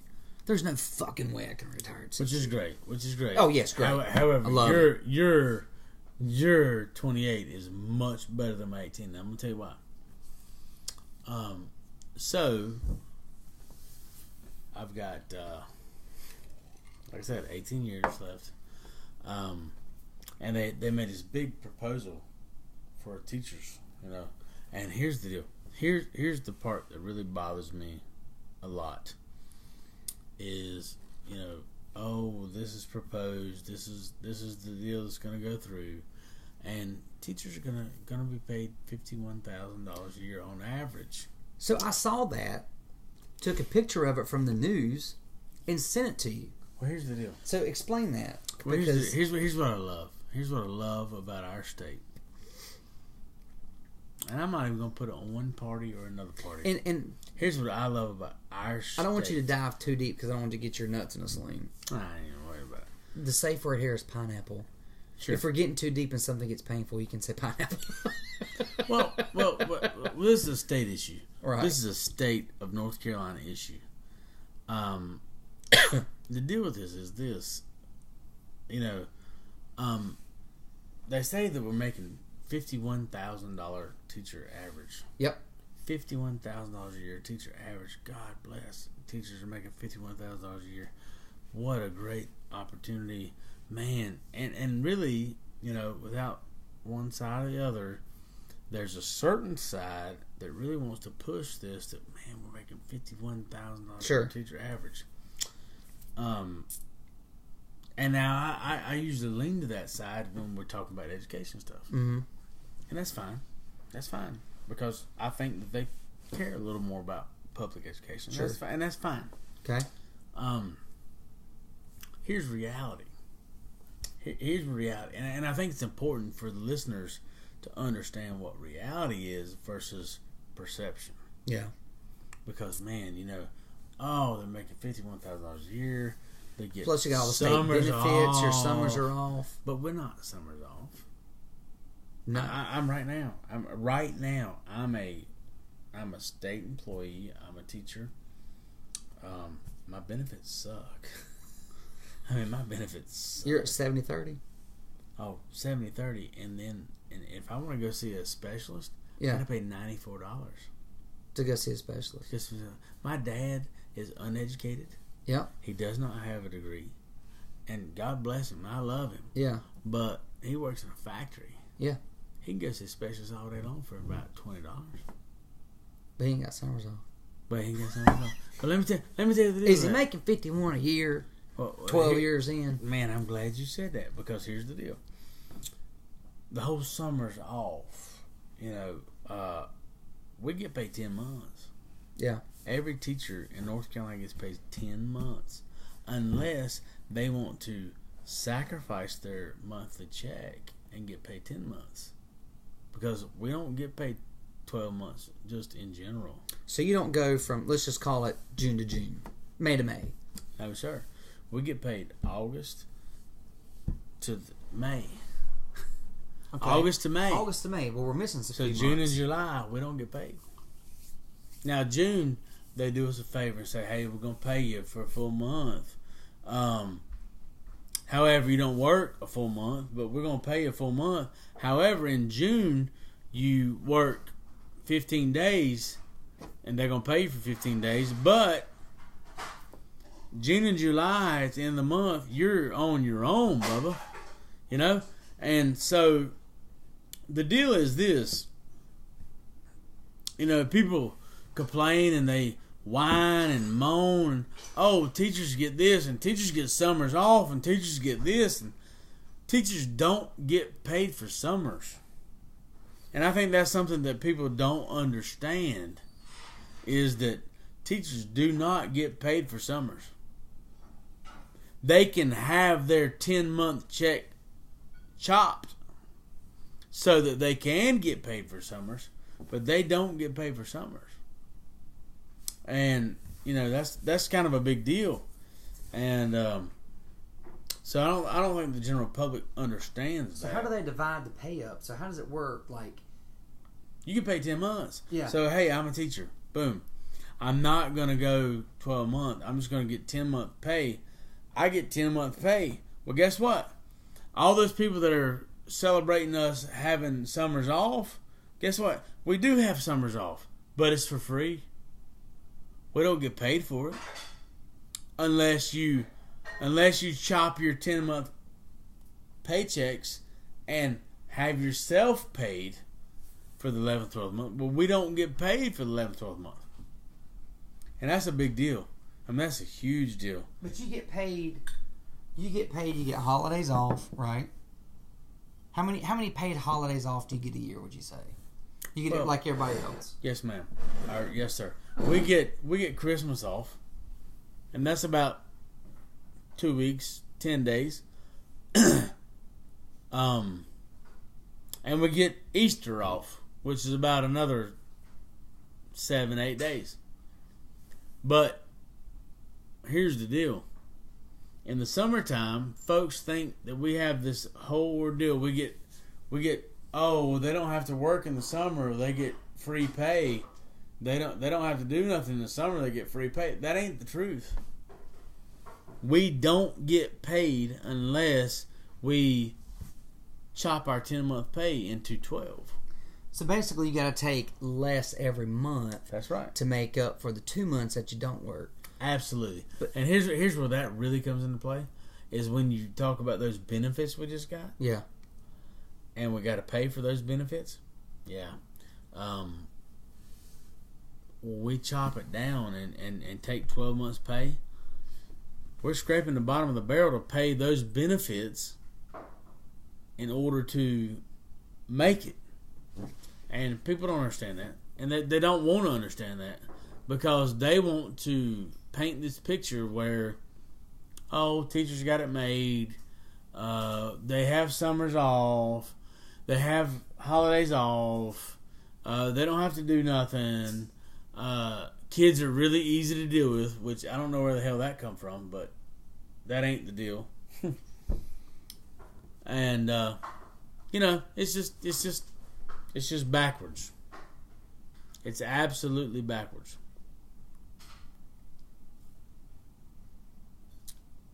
But we keep striving on to strive on.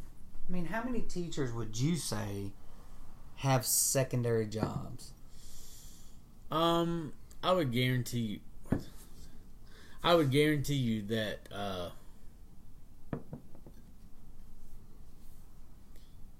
at least 33% of teachers have another job, another source of That's income. actually lower than I would expect. I mean, I was expecting. I'm gonna say 33. Because I know a lot of teachers like you do always got a second job or some sort of side hustle. Well, I'm gonna say 33 because I don't want to sound like I'm over the top, But I'm gonna guarantee you that there's at least 33% that's got some other source of income. And I'm not saying that the other ones don't. I just don't think that it's to the effect that the rest of them do. That's not enough sauce on either one of them. That's all right. You want more? So, Yes. for Yes. those of you who can't see at home, I actually brought out some hot sauce. More of this. And only got one more of those. Because we're going to eat some of the wings that you made, which I appreciate you making. And we're just going to go down the line here. So let me go grab chicken wings. And I'm going to eat 3 of them because Need more of that. I'll get that.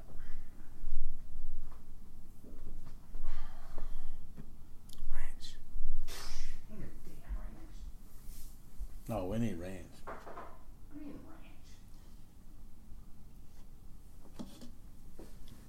exactly what I said. We need ranch. Now what for ranch? Why ranch? It's a cutter. We don't want to cut it, right? No, we didn't want to cut it. What we cut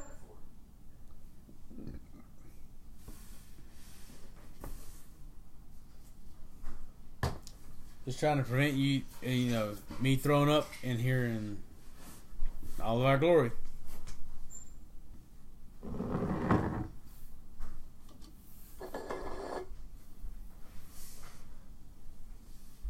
Alright. So, here's the dadgum. That's for you to put a little bit of ranch on. That's for that. Let me grab the rest of this.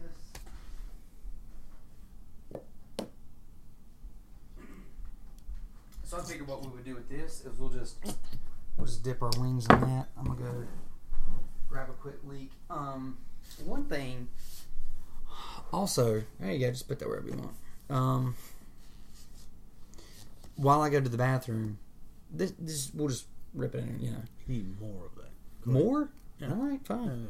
Yeah, hell yeah, we'll do more. Says. This is the guy that I work with. This is his homemade stuff that he says is and it's spicy, but you know we're just gonna try it. Yeah, go ahead. Anyway, so I'm gonna go to the bathroom and take a quick leak, but I think that you had a truly awesome experience that we failed to go back to about the Snapchat. Oh well. Yeah. So while I'm taking a leak, I need you to tell the audience, and for those who can't see, about your ex-girlfriend, Happy Sunday, who is an animal enthusiast psychic sending you Snapchat pictures. Apparently, I asked if she was okay with us chatting about it. She said absolutely. Okay. Otherwise, I wouldn't be bringing it up. Listen, okay, good. I'm not trying to get anybody's nuts in a sling in anything, That's but right. you Holy are an idiot. I did mess up. So I screwed up. Minuscule, I think, but I did screw up.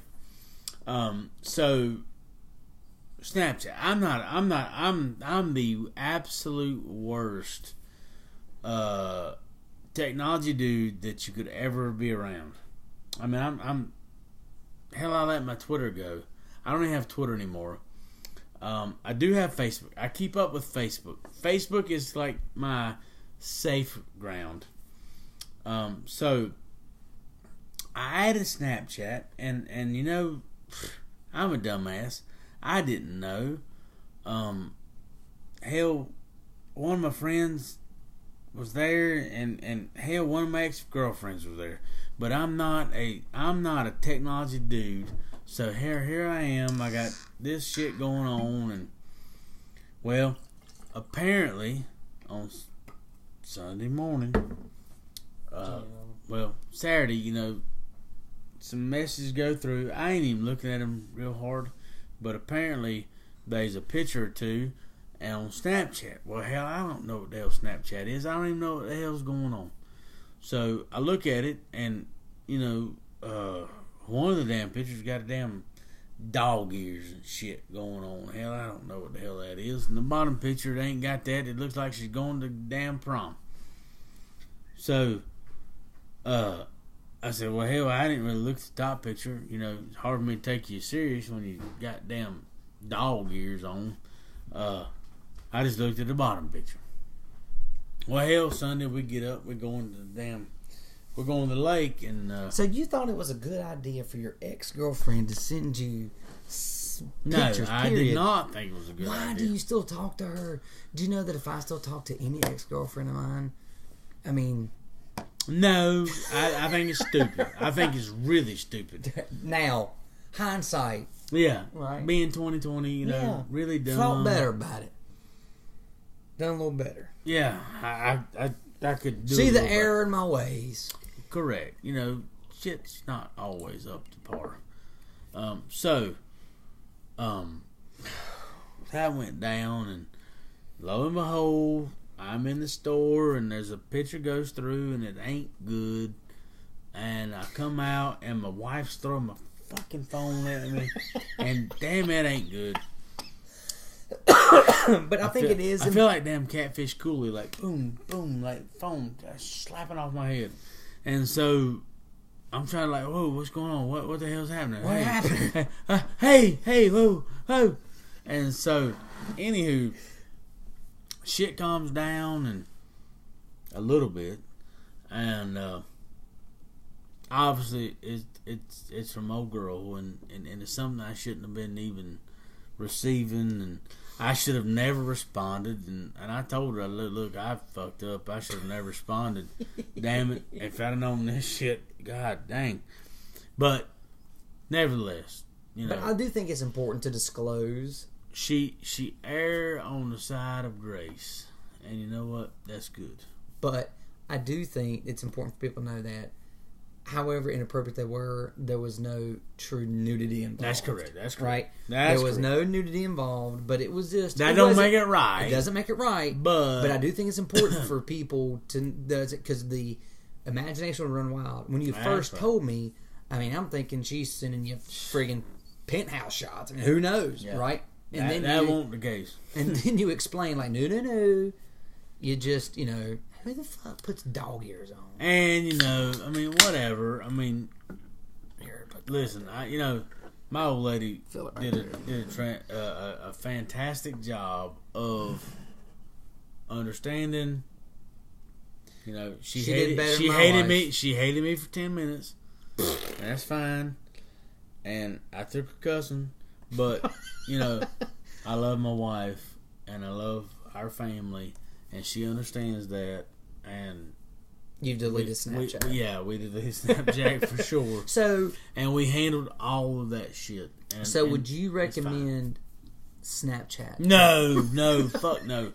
Don't get Snapchat. Jesus Christ! If you got anything else going on, hell, fucking no. Just don't do it. Say no to Snapchat. Say no, motherfuckers. Don't do it. All right. Let's try some of his wings. We'll keep on talking. Yeah, I'm going to throw up here in just a minute. So, for those that who are listening, not watching. Huh? Go ahead. But those who are at home who are listening, not watching, I do have a trash can set up over here for Jason, just in case he has an issue. I'm assuming this is the hot one. I want. You don't got to lie to me. Just tell me. Honestly, between all of them, I don't know, but I do want you to try the homemade one from my buddy. I will do that. But so I'll come over here after you here. Make us throw up. But we've only got 5 because we lost a hot wing somewhere. That's okay. I'm gonna throw up. Don't make shit. We've got 5 or 6. Oh my god. So you're talk to me about the Braves game, because you guys went and had a great spring break. I mean, honestly, I think your kids probably had the best spring break of any kids that I know. And I will tell you, the one caveat he did tell me about this, he said, don't dip it in blue cheese or ranch after. Like, just go for it. No, it's happening. What, the blue cheese or the ranch? Mm-hmm. Why would you fuck up with a man's recipe? So, we're not tremendous Braves fan, but these are good. They are good. You know, we had an extended stay, and I thought the Braves Stadium and the complex and everything about it was tremendous, top notch. Could not have been better. Mm-hmm.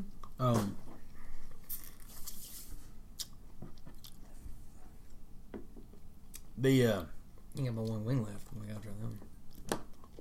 We do whatever. I need 3. You need 2. I mean, I will throw up for you. The goal of this is not for you to throw up. I appreciate the fact that you were telling me you're going to puke, but I think I know why you're going to fucking puke. By the way, it's this. This is why you're puking. Yes, it's the fucking ranch. No. Yeah. No. No, that's the throw up. No. If I don't have that to cut it. No, you're going to puke anyway. So anywho, the fat in the ranch. That's the good shit. No, that's why you're puking. It coats my stomach while I puke. That's some damn Mayberry logic if I've ever fucking heard it. That's a whole nother podcast. Oh yeah. But yeah, we had a great time. I thought Braves Stadium now is tremendous. I mean, I think kids, adults, whatever the deal is, That stadium right now is tremendous, and if you have not seen it, you need to go see it. Really? Yeah, it's unbelievable. Unbelievable. And they've got this nice bleacher thing, or not bleacher thing, but like thing out in right field set up for people to go see, where you can sit in a restaurant view, kind of looking into the ball game, where you don't have to buy a ticket. It's kind of the Chop House. They call it Chop House, and it's not the Chop House like we all know the Chop House, but it's the Chop House of Brave Stadium. And you got to have specific tickets to get in there, but it's tremendous. I know they do a really good job. But I also know that there's a area around the stadium. It ain't Wrigleyville, Yeah, right. so to speak, but it's close, and they do a tremendous job of pre-gaming and post-gaming. Yeah. As long as it ain't after 11. Oh, okay. After 11, they're kind of done, which is okay. Yeah, I mean, it's family atmosphere, right? So you're not trying to go out there and just get too shit-faced, so to speak, and make an ass here. Yeah, right. So to speak. I mean, it's a good deal. You're not going to piss off the balcony. No, you're not piss off the balcony. I hope. I'm trying not to piss off the balcony. But they do a really good job. That's another episode. Correct. They do a really good job of mentioning you in the Eric Church documentary. No, adulting and kidding. So it's a nice mixture. Yes, So it's family, adult, and kids, so it's a nice mixture. So if you want to go and get a little tipsy and go in, man, everything's good. But if you want to go and it's just about the kids, man, that's good too.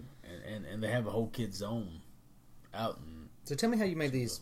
Come on, let's eat these things. Tell me how you made these. We fried them up, and we're gonna get ready to roll in some sauce. But here, I lost my damn ranch. Yes.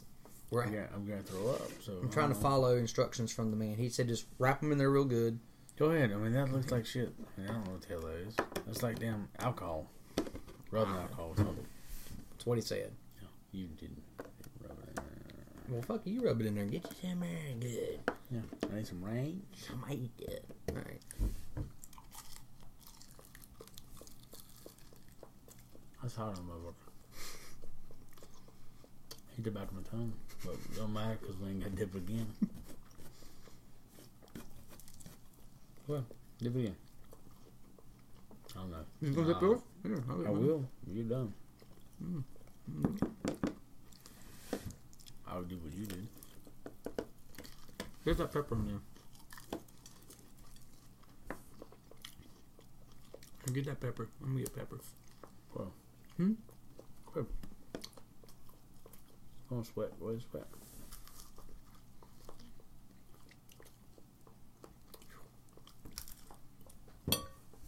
That's warm.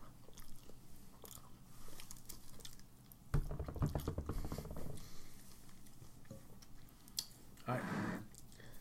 I went toe to toe on that one. What is that? I mean, Actually, just I was gonna. Hey, we got one. I guarantee you will not eat. You won't dip this one in that one and eat that son of a bitch again. I'll dip it in. Why would you not eat that one again? Because it ain't that good.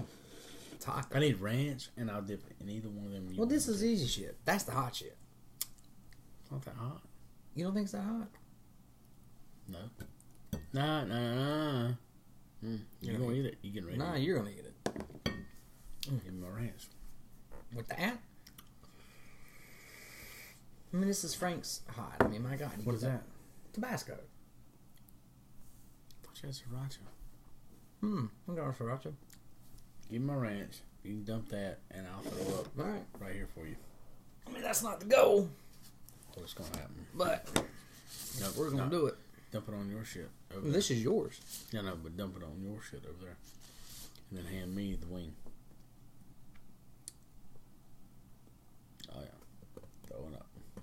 How you doing? Hold on. Oh yeah, got the fucking pepper on there. Yeah, gotta have the pepper. Just don't pay extra, like no. Pay? Who the hell's paying?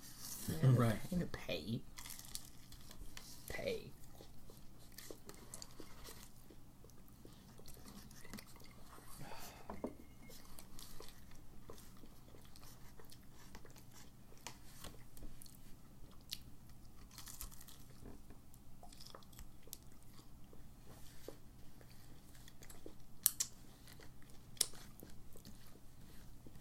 that bad? Not yet. Well, of course, you are drowning in half a quart of ranch dressing. I'm going to throw up, though. So just Are you really? Yeah. Is it about to happen? You feel it? Does it come up and you feel it? I won, man. Because you've eaten 3. By the way, you should have cooked a shitload more of these and we should have eaten them. Just relax. I'm going to throw up. No, I don't give a shit about you throwing up. What I'm trying to tell you is those wings were good. You made them on the stovetop. I mean, these weren't even in the cooker. God, those are good. You got a problem. Here, put those bones over there in the bag. All right underneath my puke. You're not going to puke. Okay. Yeah. Is that what you want? So, you know, Taylor had gastric bypass. Yep. Does he puke too? Yep. Does he really? He does, but his pukers are different than my pukers. How's that?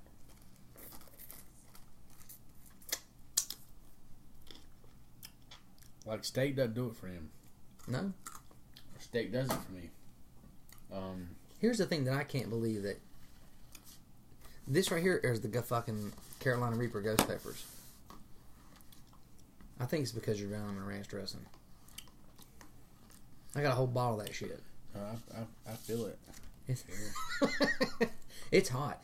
You should dip like a plastic fork in there and just pull it out and suck on it. Who the hell would do that? Well, I did it. Stupid. It was a bad idea. That's stupid. It was a bad idea. I'm hot right now. You probably should use a napkin. Let me get you a napkin. I'd enjoy one. If you don't mind. And it is warm.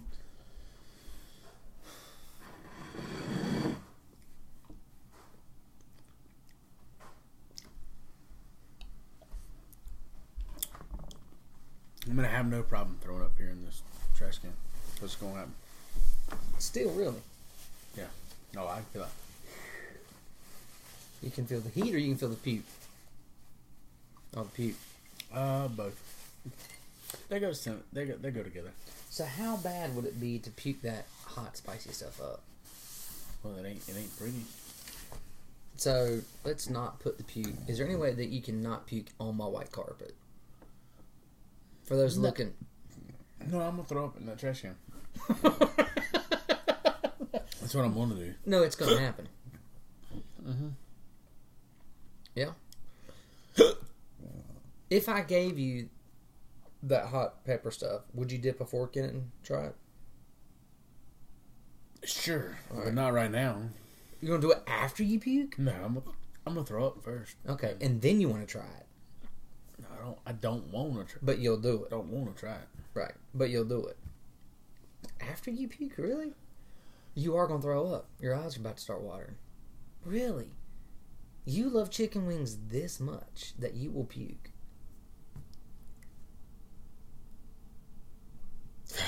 God, that looks awful. Like your body hates you right now. Okay, there's an internal struggle right now. Going Right, your body right now internal is fighting. Mm-hmm. What the fuck? But you'll do this. And You'll go to Ronnie's and eat. 3 wings, yeah. And you'll go to the bathroom and fucking lose it? At Ronnie's? Oh yeah. Before I leave, I'm throwing up. You're throwing up at Ronnie's.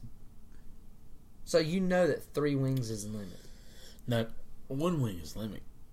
I'm if I eat one, You're gonna throw up. I'm throwing Within up. how long? Because it's fried and but they're so good. I don't know, but dude, you've got to tell them the story while we're sitting here waiting for you to puke of when you were the night before your gastric bypass when I fucking totally fucked you over and told you to chug an entire bottle of Max Citrate. I could have killed you. I mean, I could have probably just like, you know, macheted your ass. I'll never forget you were in the truck and you were fucking on the phone with me and there was like a 20-second pause of silence and you were like, that's done. I was like, what? And it was like, I chugged the whole damn bottle and I was like, did you really? I'm on the way. I'm on my way. Correct. Because you were going to shit your brains. Oh my god, it was unbelievable. So You're going to shit your I'm brains. doing a 503 Red Fox Trail, and I'm like, yeah. I'm having surgery in the morning. This is right off Brandon Street. I got to drink. No, it's off of Brevard. Yeah, right off of Brevard. So it's like, oh, okay. I'm having surgery in the morning.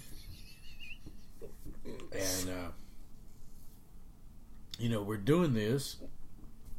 At that point in time, I'm 370. Yeah. So 5'4". So I gotta drink this damn pitcher of bullshit. So I drink it. And I'm drinking it. And I'm still drinking it. And so my wife kind of understands what's going to happen. She's kind of sympathetic. All these other assholes that I had over to my house were not sympathetic. And they didn't give a real good fuck. So I commenced to shitting. And I commenced to shitting. And I'm not talking about just a little bit. I'm talking about a lot of bit. And I commenced to shitting. You just said a lot of bit. And I really commenced to shitting. So, we've shit like 7 times. And by this point, I'm dabbing.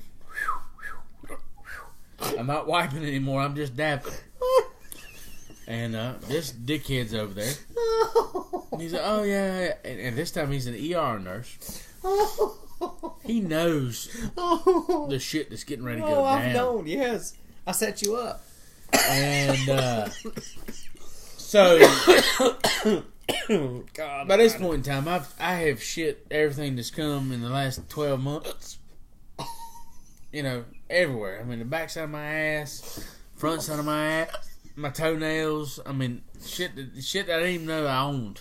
I've shit it out. Well, hell, we still got 24 more hours. And this asshole shows up, and I have shit. Now I have shit and shit and shit some more. And so I'm in bad shape.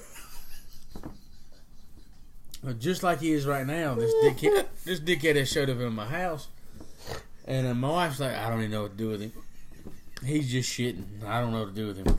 It's like, I don't know what to do. He ain't got off the shitter in 12 hours. And I'm like, no, I can't. I don't know what to do. I drank, damn uranium. I don't know what the hell's going on. But I'm shitting. And so this asshole shows up. And I'm shitting. When I get done shitting, I think I'm done shitting. And I dab a little bit, and then I start shitting again. And so then I dab a little bit, and I think I'm done shitting, and I'm shitting again. And so he's there, and he's fucking talking shit, and I can't get it together. The best part is you're sitting there telling me you're like, it's burning. Oh, it's bad. It's bad. Like, you think bad to the 10th degree, and it's worse than that. Like, worse. Burning your asshole off. Like, oh my God, I've shit everything there possibly is a shit, and I'm still shitting, and I don't know what to do. Let me tell you something. And holy motherfucker. You ain't seen nothing until you've looked through the bathroom door and seen a 5'9", 370 plus pound. Well, how tall are you? Motherfucker, I'm 5'11". Proud. Motherfucker, you're 5'11" in somebody else's boots. 5'11", proud. 370 pounds sitting on the fucking toilet with tears in their eyes saying, "How damn it's burning! It's burning! It's burning! What do I do? It's burning!" That's right. And I'm shitting my damn brains out. At this point in time, I'm not even sure I don't even have surgery. I think I might make weight if I just keep shit. I might just get there. But anywho, we get down to where we need to get down to, and I finally quit shit. And he finally goes to fuck home. Oh my so I God. get rid of his ass. My lovely wife's trying to comfort me, and I got hemorrhoids like you ain't never seen. And I'm like, oh shit. Hindsight being 2020, it was a real asshole move of me to tell you to drink the whole bottle as fast as you can. Chugged it. I ain't never done nothing real slow. By God, I did this one fast as I could do it, and it was bad deal. And Yeah. Dumbass didn't even come check on me till, 2 hours later. Now, to be fair, But don't worry, it's gonna come back to him. to be fair, I did go to the hospital with you, and I did. Yeah, you didn't do the whole thing. No, with surgery. yeah. Yeah, you know. Yeah. To be fair, I did go to the hospital, and I did spend the night and took care of the next morning. Sure. That was all good and well. No, that ain't happening. Yeah, you stick it in here. No, sir. What do you mean, no? You said you're going to do it. You can't tell me and everybody listening and watching at home that you're going to do something and not do it. Man of your word. What do you mean you're not going to do it? Not happening. Why? Yeah, you ain't threw up yet. It's coming. You keep I didn't saying say it that. was instantaneous. It's gonna happen. Like at 3 o'clock in the morning, or maybe. Could. God, that's going to be rough. So, I mean, literally, since Yeah, you... someone throw that shit up my nose. So. No, I'm saying you just dip that and just taste it. Go ahead. I've done it. You're not going to do it? No, not happening. At all?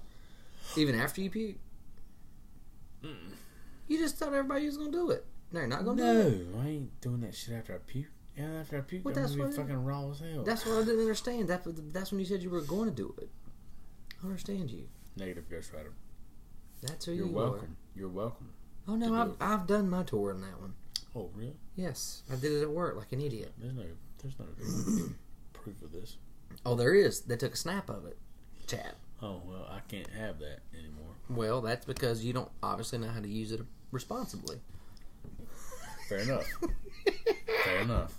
I'm never, ever. I don't even want it. Don't snap me. I didn't don't want either. ask. I didn't want either. Well, at least, but the good part is you were friends with your ex-girlfriend and your wife on Snapchat, so it's not like it was. Oh, I was not friends with my wife. I had it one day, like 24 hours, and I added 2 people, and then apparently I was an asshole, and I didn't. but not to add your wife was a good idea. Right? Yeah, it was stupid. Yeah, happens. I know. Idiot.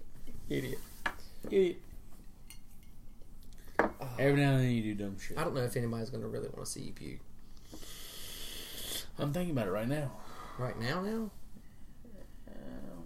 looking at what the hell is in there. I don't know, but is that enough? You need more room? I mean, my God. Plenty of room. I'm gonna tell you what. I really would. So, how did you cook those on the stovetop? Like, what did you do to them? Just fried them. But okay, well, what is? I don't know. Rolled them what in that flour. Put them in vegetable oil. Fried them. means. So just flour, no salt, no pepper, no nothing. A little salt, a little pepper, a little cayenne. Cayenne, salt, pepper, cayenne. Oh, here we go. Yeah, I don't know if we're really there yet. Oh, okay. So it might take a minute. Yeah. So that's what we fried them in. And it was good. I thought it went pretty good. Oh, it went well. The oil was good. I don't know if everybody at home's gonna be able to hear you throw up, but I think they're gonna get the gist of it. I just really hope your kids hear me. So they. Oh, I hope they wake the hell up. Yeah. And ruin the podcast. I hope you have them. So the good news is Appetite for Discussion was a one and done series. Jason threw his toenails up in the living room. Told you it was happening. No, I think it's a good series. I think it's a really good series. Now the next time, I think we might need to branch out into some other general topics of today's world. Oh, there will be. There's going to be a lot of different things that come on here and discuss and whatnots. So it's going to be again, it's about, you and I and me and our friends, for along the way, a lot of different friends, have had great discussions on the back patio over beers or over drinks or on the back porch or whatever. And, we were doing a podcast then. We just didn't have a microphone. It's the same fucking thing. You're right. It's really the same thing. It's the only thing different is there's a little red light over here that's recording us. And people may want to hear what we have to say, and they may not. But the good news is, it's their fucking choice to make that decision. Oh my God. For those of you who can't see this, he is fucking calling the dog. What I want to know is when you throw up though, will you shit yourself too? Will you piss yourself? Oh God, that looks awful. That's a lot of foam. Oh, there it is. Oh God. Oh, oh my God. That's real fucking puke. Oh. Why are you doing that? Ugh. It's awful hot.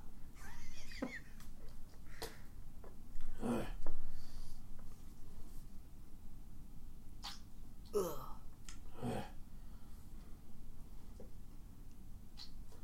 Is there more? Oh yeah. Oh God.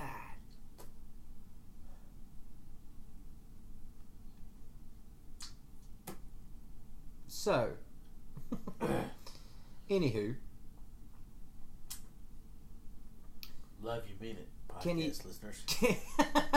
can you taste the hot sauce that's coming up? Yeah, hotter than hell. Just like it went down. That is terrible. Oh yeah, ain't good. So, what other social media platforms do you think you don't want to use outside of Snapchat? Twitter. Ah, you love chicken wings this much? That's I terrible. like chicken wings a I lot. like chicken wings a lot. Loves them. Happens every time. God. And you think this is from the surgery itself that it makes you feel this way? Oh, jeez. Yep. But you can drink beer. Yep. Oh. Ooh. You look like a cat trying to throw up a fur ball. Thanks. 1 minute.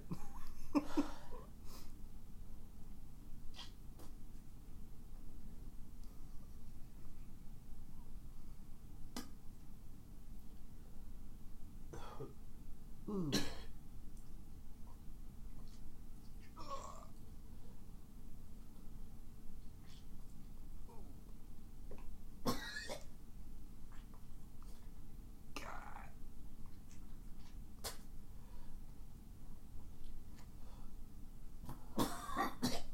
God, that is terrible. I'm pretty sure if there were any listeners at this point or viewers, they have definitely turned it off. That's okay. God.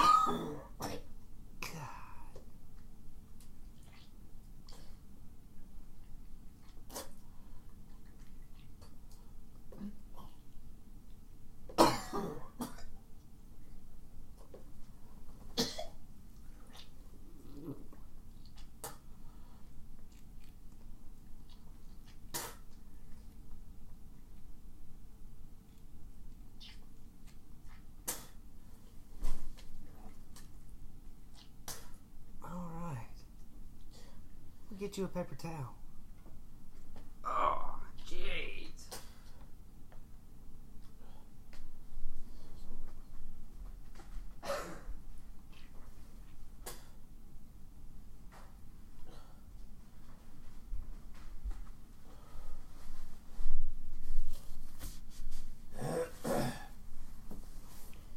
Jesus. I think you thought I was kidding. Well, I figured you would puke, but I feel like this is like you're really fucking puking. And it's like this every time? What the fuck? I would never eat fucking chicken wings again. The only thing I would ever do that was like this again... No, we're still recording. The only thing I would ever do like this is if it was like... Imagine if this is how you were if you had sex. I'd still have sex. Of course we would. But that's the level of dedication you have to the chicken wings. That is incredible. I think it's partial insanity, but that is incredible. I'm not sure if I'm done. Oh, you may not be done throwing up? I think I might be. I'm not sure.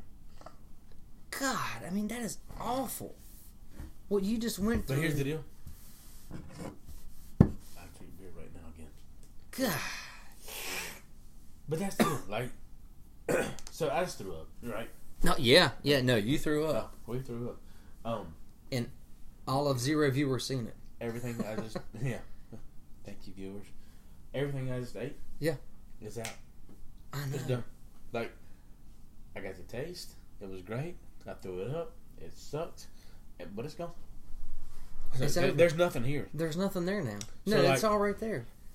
Correct. So, like, as far as metabolizing alcohol or riding or whatever, Yeah. it's all in the trash can. We're done. That is There's crazy. nothing there. It's almost like the only And it was almost as soon as it went down, it came back up. And I told you it was going to be that way. And you didn't believe me because you'd never seen it. No, I've And that's never fine. seen That's that. fine. You had never seen it. Oh my God. So I don't have a problem showing you. But that's the deal. Like, every single time. Don't make a shit if it's barbecue wings, hot wings, like burn your asshole wings. It don't make a shit what it is. It don't make a shit what it is. Because I don't know they if all I go that way. don't know if I ever want to say that again. But you'll do it again. Like, literally, you would do that again to eat 3 more chicken wings. Obviously, because you do it. Probably. Because I really like them. And I love that taste of ranch and wing. But you know what? There's no doubt in my mind. Like, there's never a moment when I'm like, you know what? This is going to go well. So I know from the first bite, I'm throwing up. And you'll still do it. Like, that is some sort of level of fucked up. I really like chicken wings. God bless. You've got to. And you know what? let me draw that back. Yeah. You may want to. I can eat one or so every now and then, and it may not make me throw up. You started hiccuping or kind of burping after the second one. It may not make me throw up after the first one. It's not always a guarantee. Right. But it ain't far from. Can you eat more than 3? No, hell no. So even if you mustered up enough energy to... No. It don't, and it don't even make a shit if they're barbecue. It don't make a shit if they're honey mustard. If they're fried. It's peak. So if you had them not fried, baked, how many could you eat? Fuck, I don't know. I've never had it. Never tried it. Well, what? What do you mean you never tried it? Don't you think you should fucking try it? Do you think you wouldn't like them as the same? I don't think it's going to be the same. I think it's going to be about the same. About the same. God. Especially if they're hot. Because So it's the got hotter they are? something to do with the vinegar or the spice. And then the second component is fried in the grease. So let me tell you, speaking of vinegar, see, here's what I think the guy who I got these, his brother has a whole quart of these. Yeah, y'all take that shit and shove it up your ass. I don't know if that's... See, here's what I think he screwed up. Like, these are hot. This is very spicy. And I did stick a thing in there and put, on a drop. And it lit me up. But I think there's too much vinegar. The vinegar overrides the hot, I think. What do you think? But that's for me. I mean, I don't know. I ate what was in the damn thing, but anything that's got vinegar in it. Yeah. And listen, I'm a vinegar based barbecue dude. Right. But even with my barbecue, and I love barbecue. I Right. love cooking barbecue. Yeah. I can eat about 2 forkfuls. I'm gonna throw up. 2 forkfuls. It just doesn't seem right. It just seems unfair. I love it, and I love it. I love barbecue, but even if I cooked it, I cooked it, and I know what's right, like vinegar based, and it's gonna be good. Everybody's gonna rave about it. Yeah. And it's gonna be great. I'm gonna drink beer all day, but when I taste it, it's gonna be like, oh god. Yeah. And at some point, I'm So gonna throw it behind a tree somewhere. So how do you cook it? Like, if you're cooking a pig all day, how do you do it? I'm gonna cook it. I'm gonna put that thing out there, the Boston butt or whatever we're cooking, and we're gonna lather it in mustard. Yeah. Yellow mustard.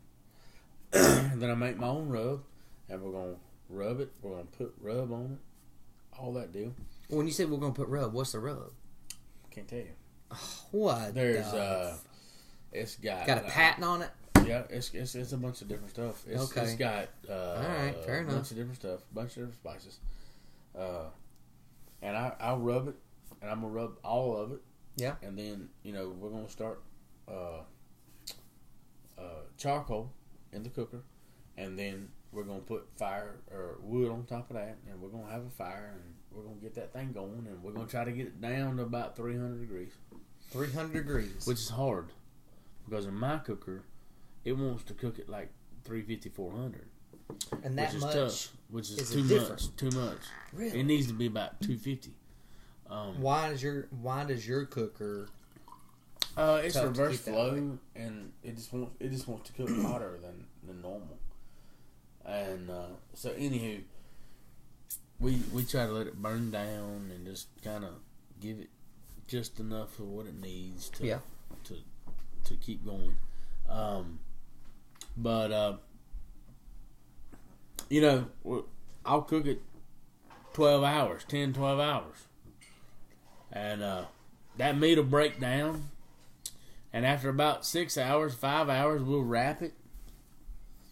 And it's going to break down. It's going to be really nice. And we get it off and we chop it and shred it. And it don't make shit. But start to finish, how long does this process take? 10 to 12 hours. 10 to 12 hours. This is, like, but you got to do wood and like.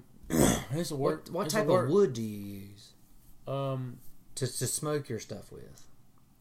If I've got it all available, I'm gonna use hickory, and then I'm gonna use some fruit wood, some kind of peach, apple.